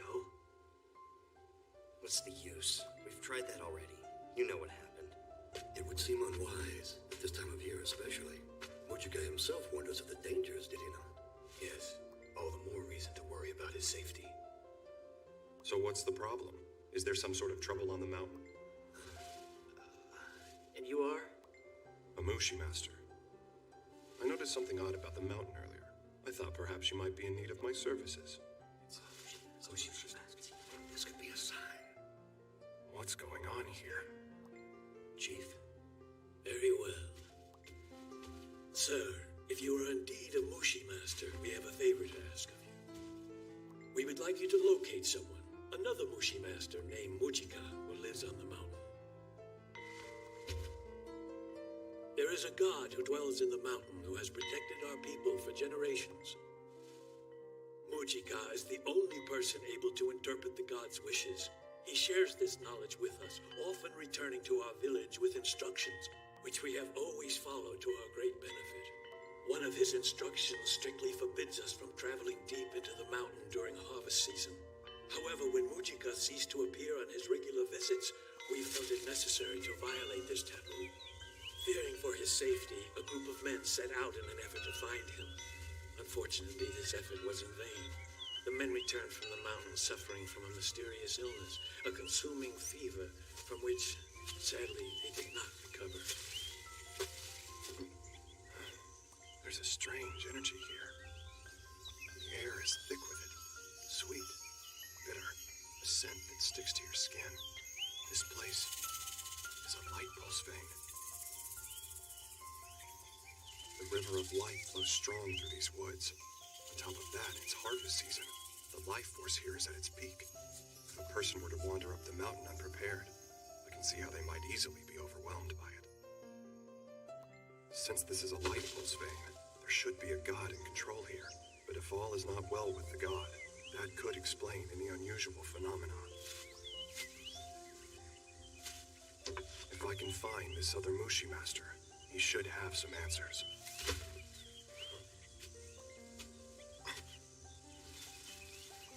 He must be a boy from the village. Hey! What are you doing here? I have to find Mujika.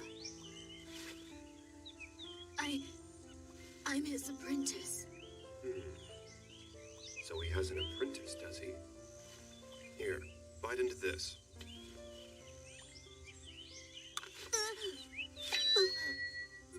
That pill should help to clear your head. It's a little bitter, though. Now you tell me. Right. You sit here and rest a while. I'll see if I can't find your teacher for you. Wait, but how?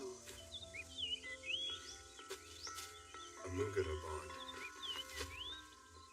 The Mugara Mushi are, in a sense, the nerves of the mountain. If I bond my consciousness with theirs, I can feel out Mujika's presence.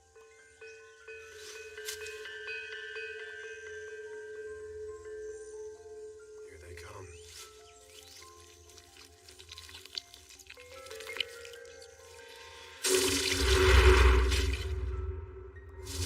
I don't see him. He's not here. Turn around. The other side of the mountain. There. He's looking this way. He severed the Mugara bond. Are you okay, mister? Interesting. Come on. He's this way. Really?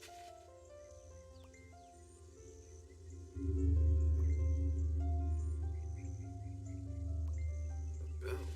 Must be time for evening prayers. I don't remember ever hearing a bell in that direction. He should be somewhere around here. Huh?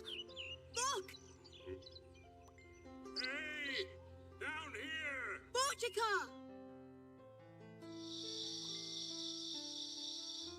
So what then? I mean, after you fell and hurt your leg. I managed to sustain myself on the shrubs and vines nearby. Fortunately, my bottle was full when I set out. The villagers must be anxious to know the mountain god's thoughts. It would seem my carelessness has caused them undue worry, especially seeing as they sent a fellow Mushi master to my rescue. I'm Ginkgo. I'm Mujika, and I'm in your debt, though a bit embarrassed. This mountain is my home. In my youth, I could have made my way from base to summit blindfolded, but now to have fallen from such a familiar path, I fear my age is catching up to me. It saddens me to say, but perhaps the time has come to relinquish my duties. By which you mean god duties. The only one who could have broken my bond with the Mugara Mushi is either the true god of the mountain or a person with the powers of a god. My guess is the unusual happenings on the mountain recently are due to the fact that your injury has prevented you from fully utilizing those powers. Correct. Though, thanks to you, I should be able to resume my duties as of tomorrow, in spite of my leg. You can tell the villagers the mountain will soon return to normal. Still, for a human to assume the role of a god, how did this come about? I'm sure you realize by now, this is no ordinary mountain. It is, of course, a Mushi light pulse vein. There was once a rightful god here suppressing the mountain's energy. Unfortunately, there was a terrible accident. A villager killed the god by mistake. Soon after, the waters of the river began to smell of rice nice wine, and the vegetation began to overripen and rot. I too was a traveling Mushi master in those days, my wanderings frequently leading me through these parts. When I learned of the villagers' misfortune, I took it upon myself to assume the role of the mountain god. My wife and I settled here. Sadly, she died soon after. The energy of this place was simply too much for her. So, you're training this boy to be the next mountain god? Yes, that's right. His knowledge of the mountain was impressive for someone his age. Yes, well, he is a child of the mountain. He's walked this terrain since he took his first steps. Did you notice the number of children in the village? The water that flows from this mountain has curious properties, one of which it causes the women to be especially fertile. They can't afford to raise all of the children, so some are abandoned here on the mountainside. Of those, this boy is the only one who survived, the others falling prey to wild beasts. Sadly, his brothers and sisters who remained in the village were claimed by illness at an early age. When his parents learned that their son was still alive, they insisted on taking him home. That was a year ago.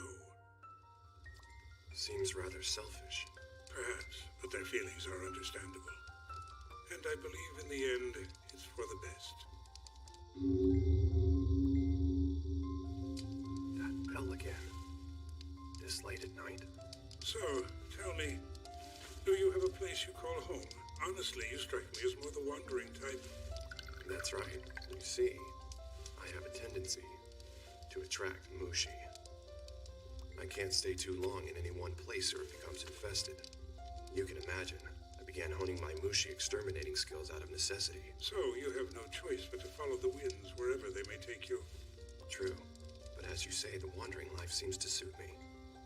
Yes, well, as a man who will never again leave the shadow of this mountain, I must confess I'm a bit jealous. But my wandering days are long over.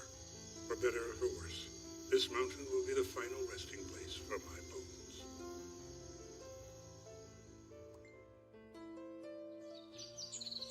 All right, then. I'll go back to the village and let the others know what's going on. But be careful while I'm gone. Don't strain yourself. I'll be fine. As for you, don't come back to the mountain until the harvest season has passed. Well, sir, I wish you well in your travels. Thanks. Take care.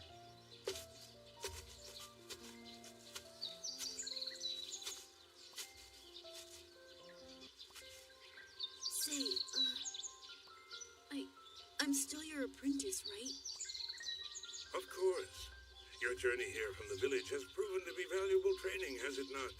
At this rate, you're going to be a great Mushi master one day. Hey!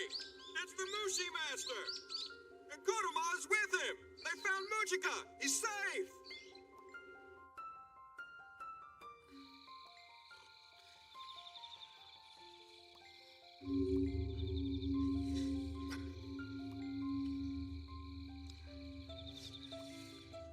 It seems to be getting closer. Not just because of the wind. It's something else. Dingo! I heard it again, but there are no bells like that near the village. And my parents, they say they can't hear anything. I think it might be some kind of Mushi. Let me ask you something. Muchika, has he taught you how to become the next mountain god yet? What? The techniques for performing the god's duties. You maintain a constant bond with the Mugura, keeping them inside your body at all times. Thus, if the Mugura are like the nerves of the mountain, you effectively become the brain. Even when you're sleeping, you're aware of every tree, every rock. And with practice, it's possible to use your control of the Mugura to control the mountain's energy as well. No way, I haven't learned that yet. I see. Well, anyway, you're right. That bell sound is a Mushi. It's harmless, though. You should go home and get some sleep. But where are you going? I was just stepping out for some night air. That's all.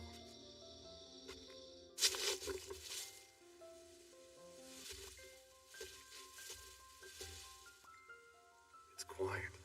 The whole mountain's gone still. It must be getting really close now. Crazy old man. He's insane to call it here.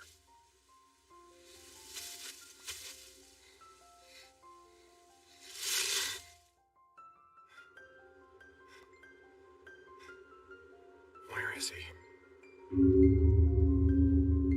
Wait, that sounded like it's coming from the summit.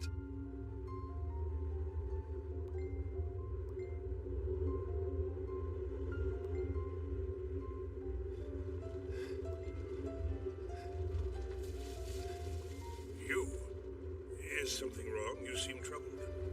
Your leg, it was never really injured, was it? You were hiding at the bottom of that cliff so you wouldn't be interrupted while you summoned a Kuchinawa. I don't know what you mean. The hell you don't. That bell sound that's been getting closer. That's the cry of a Kuchinawa. And you know what it wants. It's a Mushi predator. And it feeds on gods, mountain gods, swamp gods. It devours them so it can take their place. But it is also a Mushi which will bring stability to this place.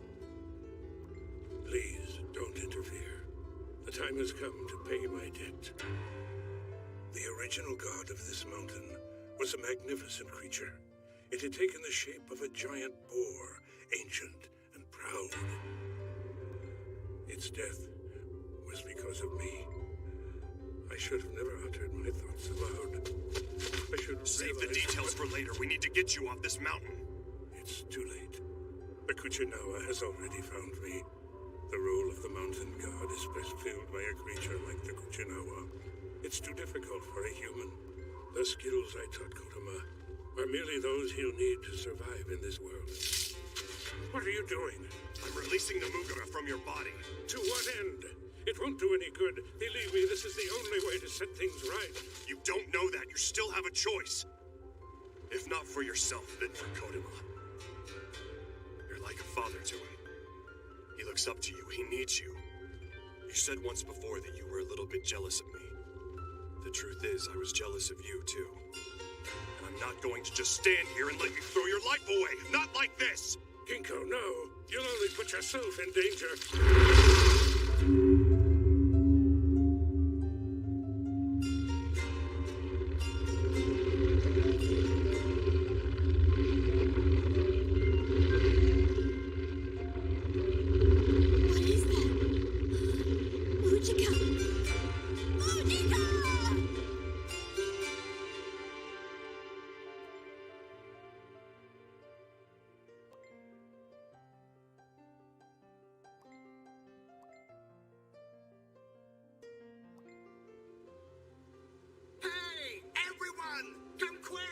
It's Mujika!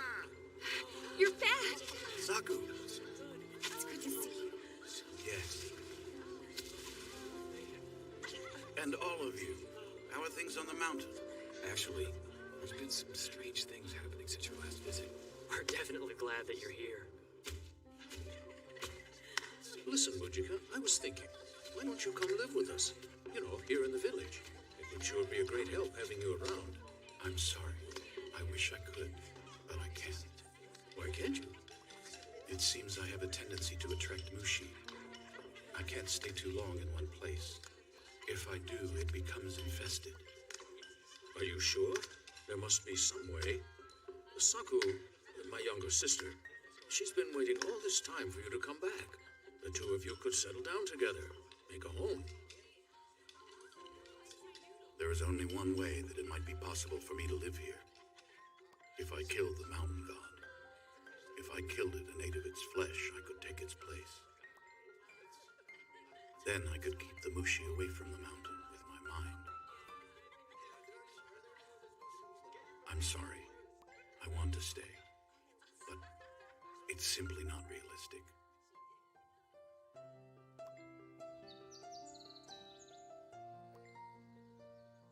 My poison, my map of the god's pathway, they're gone. Did I misplace them somehow? Saku, where have you been? I was catching dinner. I brought you some fresh boar meat. If you're hungry, I'll start preparing it right away. Just wait here, all right? It's worth it. I promise. Saku. Please. Please. Just tell me you'll stay. Forever. before I awoke, I saw a vision, a memory that was not my own.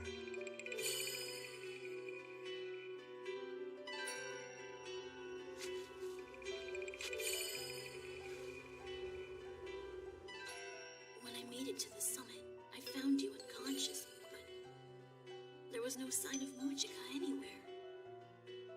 I searched every place I could think to look, but I still couldn't find him. And when I went back to his cottage, it was gone too. The strangest part is, it seems like none of the villagers even remember who Mujika was. That's because he's been replaced. When the Kuchinawa devours a god, they do so completely. As for us, because we were on the mountain at the time, our memories are still intact. Ah, you've already set out Mushi repellent. You prepared this by yourself? Yeah. Well done. I'm impressed. You remembered, right? I was Mujika's apprentice. Kodama, you in there? There's a tree the men can't seem to chop down. They were wondering if you might have any suggestions. I'll take a look. I'll be right back, okay? Sure. Take your time.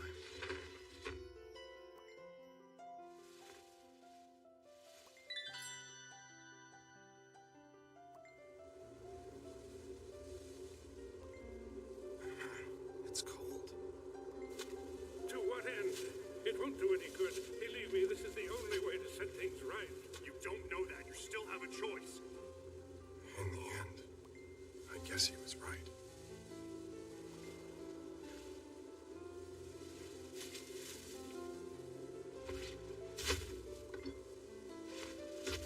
It was a noble thing he did, though I doubt you care about his intentions. Right, Kuchinawa?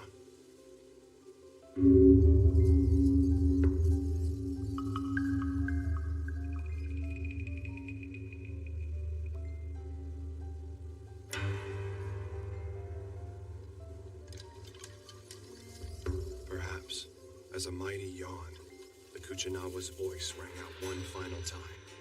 Then, silently, it lowered its head and tightened its coils around the mountain.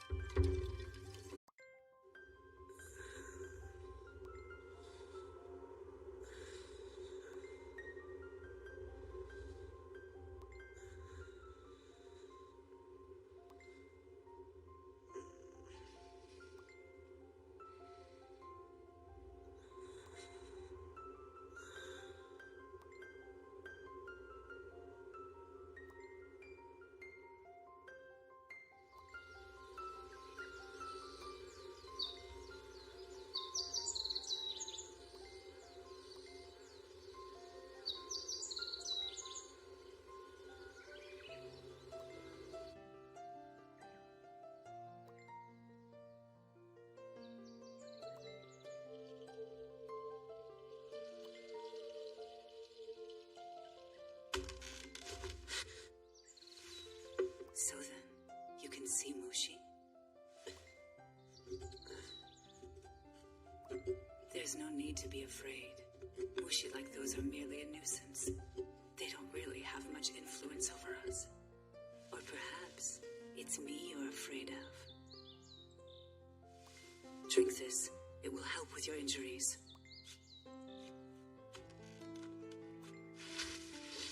You can rest here until your leg heals. But as soon as it does, I want you out.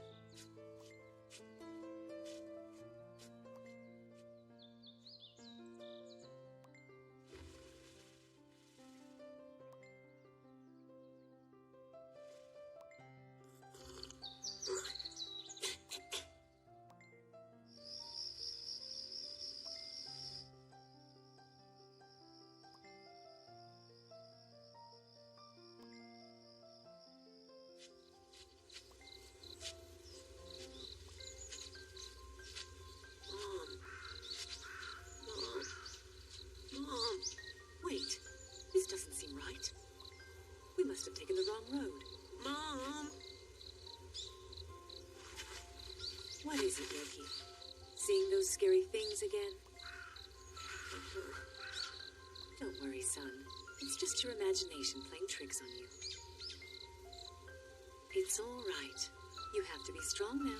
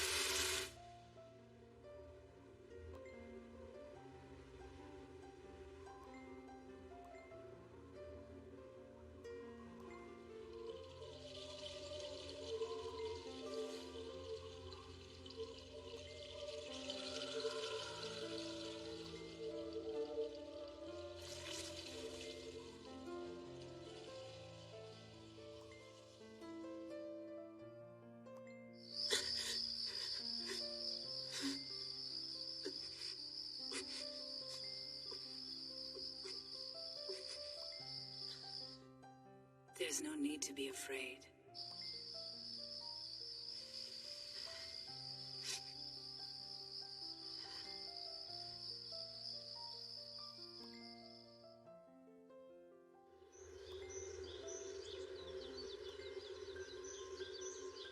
My foot feels like it's starting to get better.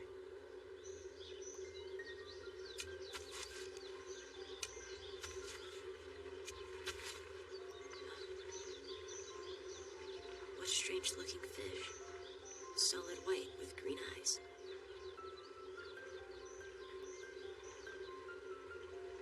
And they're all missing an eye. It's because of the mushi living in the pond. They're most active at night and at daybreak. It's best to stay away. So, these mushi, are they some kind of spirits? I wouldn't say that exactly. They're mostly energy, but they're still very much alive. Just not in the same way you and I are. And you say some have the power to influence us? They exist on a different plane, but they're not entirely disconnected from ours. Think of them as the essence of life in its many forms. I see. I think I understand.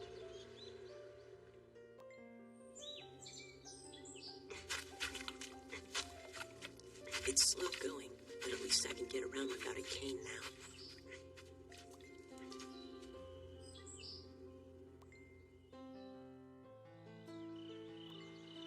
Yogi, from what I can tell, it seems your leg is healing nicely.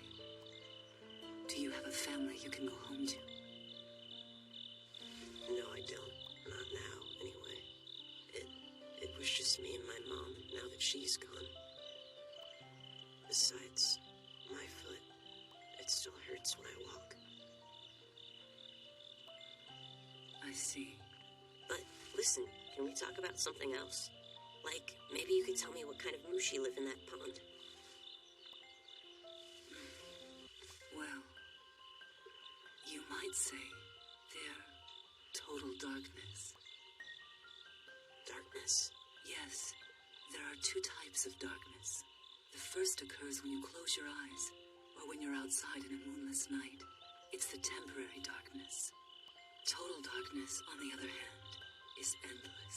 During the day, the dark mushi sleep in the shadows, but at night, they come out to feed on smaller mushi. So, what was it that made your hair and eyes change color? And the fish? At dawn sometimes, the surface of the pond sparkles silver. Most likely an effect caused by the remains of ingested mushi dissolving in the water. The change results from repeated exposure to that light. Yeah, but then, aren't you worried you'll lose your other eye if you stay here too long? You've seen the fish. Did you notice a single one missing both eyes? No. This is the extent of the change. The sun will be setting soon. We'd best get indoors. But wait a minute, do these mushi have a name? The mushi which have the characteristics of darkness are called tokoyami. The mushi which causes the silver light, however, seem to be a separate mushi that lives within the tokoyami. I don't know if that mushi has a name. I call it ginkgo. What's this one? taking a bite of it. But don't swallow it. Oh, it's hot. It won't kill you, but it should help toughen your taste buds a bit. It's awful. Oh, that's strange. They're all in a ball.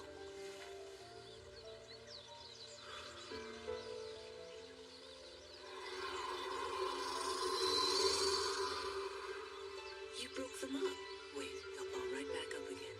It's a common occurrence when I walk through the mountains. Do you think I could give it a try? Just don't go making a habit of it. I won't. Now, it might be a bit strong at first.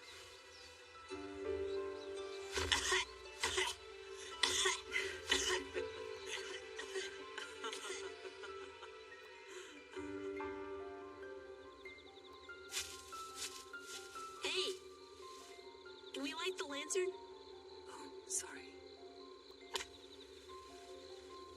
I forget, most people can't see in the dark. I can. Because of the ginkgo? Probably. Still, it's a convenient ability to have. You know, Yogi, when you're walking alone through the mountains at night, you'll invariably come to places where the moonlight fails to reach the road, and the stars disappear behind the branches overhead. In the sudden darkness, it's very easy to become disoriented. But even though it's a fairly common experience, always be aware. If it ever feels like your memories are slipping away, if you have trouble recalling your name or your past, it means the Tokoyami is near. You can escape, however, if you can remember just one thing. But what if I can't remember anything? It doesn't matter what you're able to recall. Any name that pops into your head will do. Even if it's not mine? Yes, as a last resort. Though it's said that you won't be able to remember what your name was prior to that time. No. Do you mind if I ask, why you live here? Sure, I can tell you. There's a village just beyond these mountains. It's the place where I was born. It's small and isolated, but beautiful all the same. Unfortunately, because of my tendency to attract Mushi, I'm unable to stay for too long in one place. So I became a Mushi master, traveling around from village to village, exterminating Mushi. Still, I returned home as often as I could to visit with friends and family, and most of all, my husband and son, who I loved more than anything. Until, one day, I returned to the news that a group of villagers, my husband, son, father, and friends among them, had ventured into the mountains and never came back. I searched for weeks, but there was no sign of them. When I came to this place, though, and realized there were Tokoyami living in the pond, well, I'd learned from other Mushi masters the effects of the Tokoyami, as well as the techniques for avoiding them. And so it is. I continue to live here in the hopes that my friends and loved ones are still out there somewhere, wandering around. So how long have you been out here? I'm not sure. 6 years, perhaps. 6 years by yourself? I don't really know if your friends and family are still out there somewhere. But if they are, well then I want to try to help you find them. I do. I could stay and... You can't. Why not? Why won't you let me? Because I have to do this alone. It's my burden. Don't let it consume your life as well. One more word about this, and I'll have you leave right now.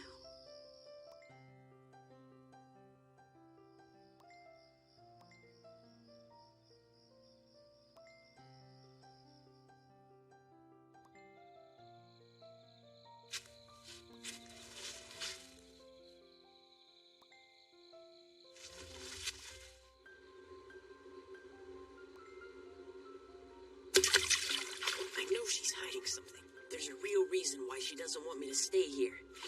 Come on, Tokoyami. Ginkgo, come out.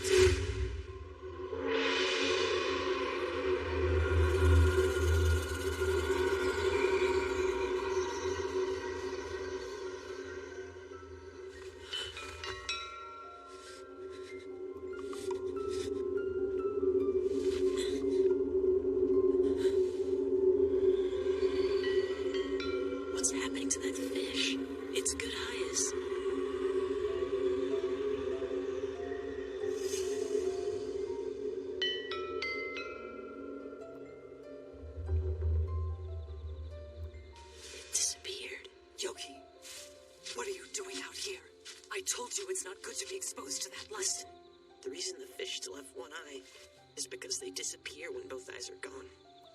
Did you know that? They haven't disappeared. The light emitted by the ginkgo turns living things into tokoyami. It's the same thing. If you knew, then why didn't you do something about it? You're a Mushi master. Why would you even let something that terrible exist? You must not let your vision be clouded by fear and anger.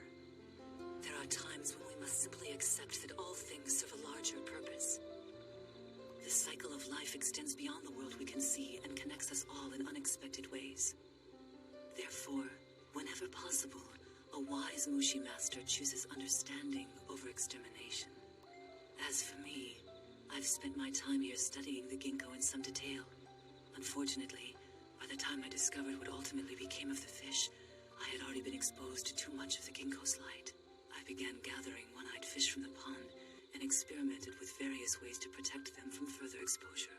However, once the fish started to turn white, while I was able to delay the change to a certain extent, eventually, all of them lost both eyes and became tokoyami.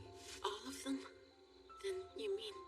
For a time, I refused to accept the idea that my husband and son had been transformed into tokoyami. I continued my search, clinging to the hope that they had somehow avoided exposure. Then, one day, I suddenly came to the realization. My whole world, everything I had ever cared about, it was all right here. There's nothing more for me. But you, Yoki, if you understand what I'm saying, you'll leave this place while you can. No, I'm not just gonna let you give up like this. Please, come with me. Don't be absurd. I'm beyond help now. It's a fact I thought I'd come to terms with long ago, but your being here, it only makes things difficult. Please, just go. And don't worry, I think life on the road will suit you well. Believe me, you're better off not having a place you call home. I won't! This is my home. I've lived here longer than anywhere else. Yoki, this place is where the Tokoyami lives. It's where I live. It's not a place for you.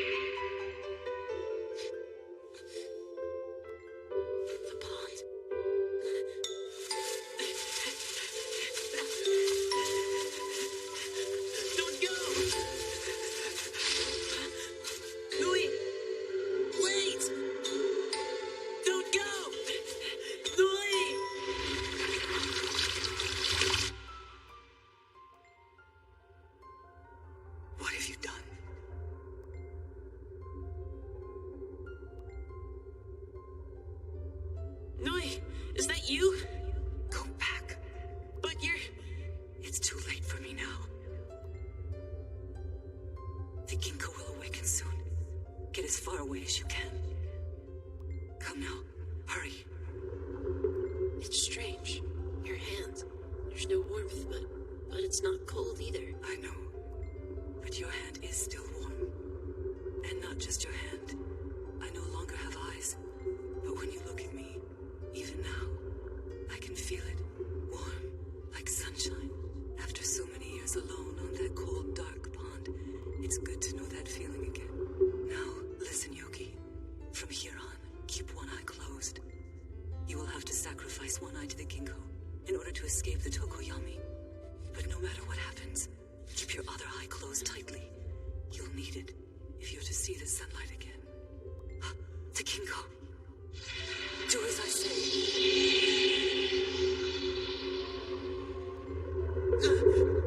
Nui!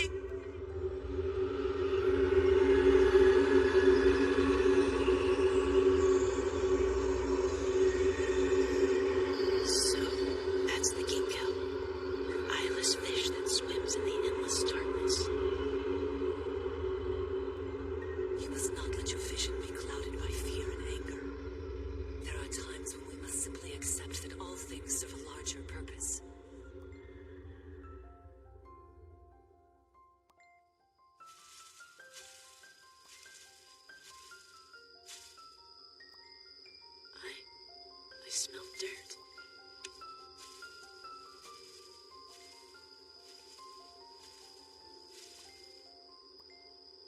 There's the moon again.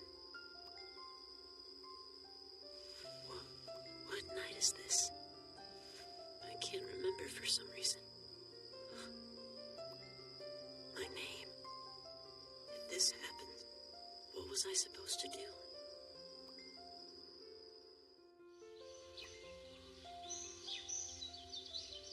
The next morning,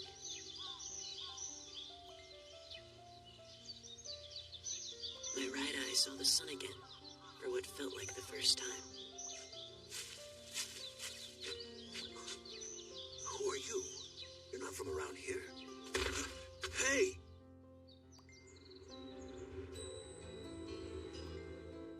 Hey, I'm back. Looks like you're finally back on your feet, huh? Mm-hmm. So, were you able to remember anything besides your name? Not yet. Well, you can stay here as long as you need to. If you're up to it, I'll take you to meet the village elder tomorrow. The only thing is,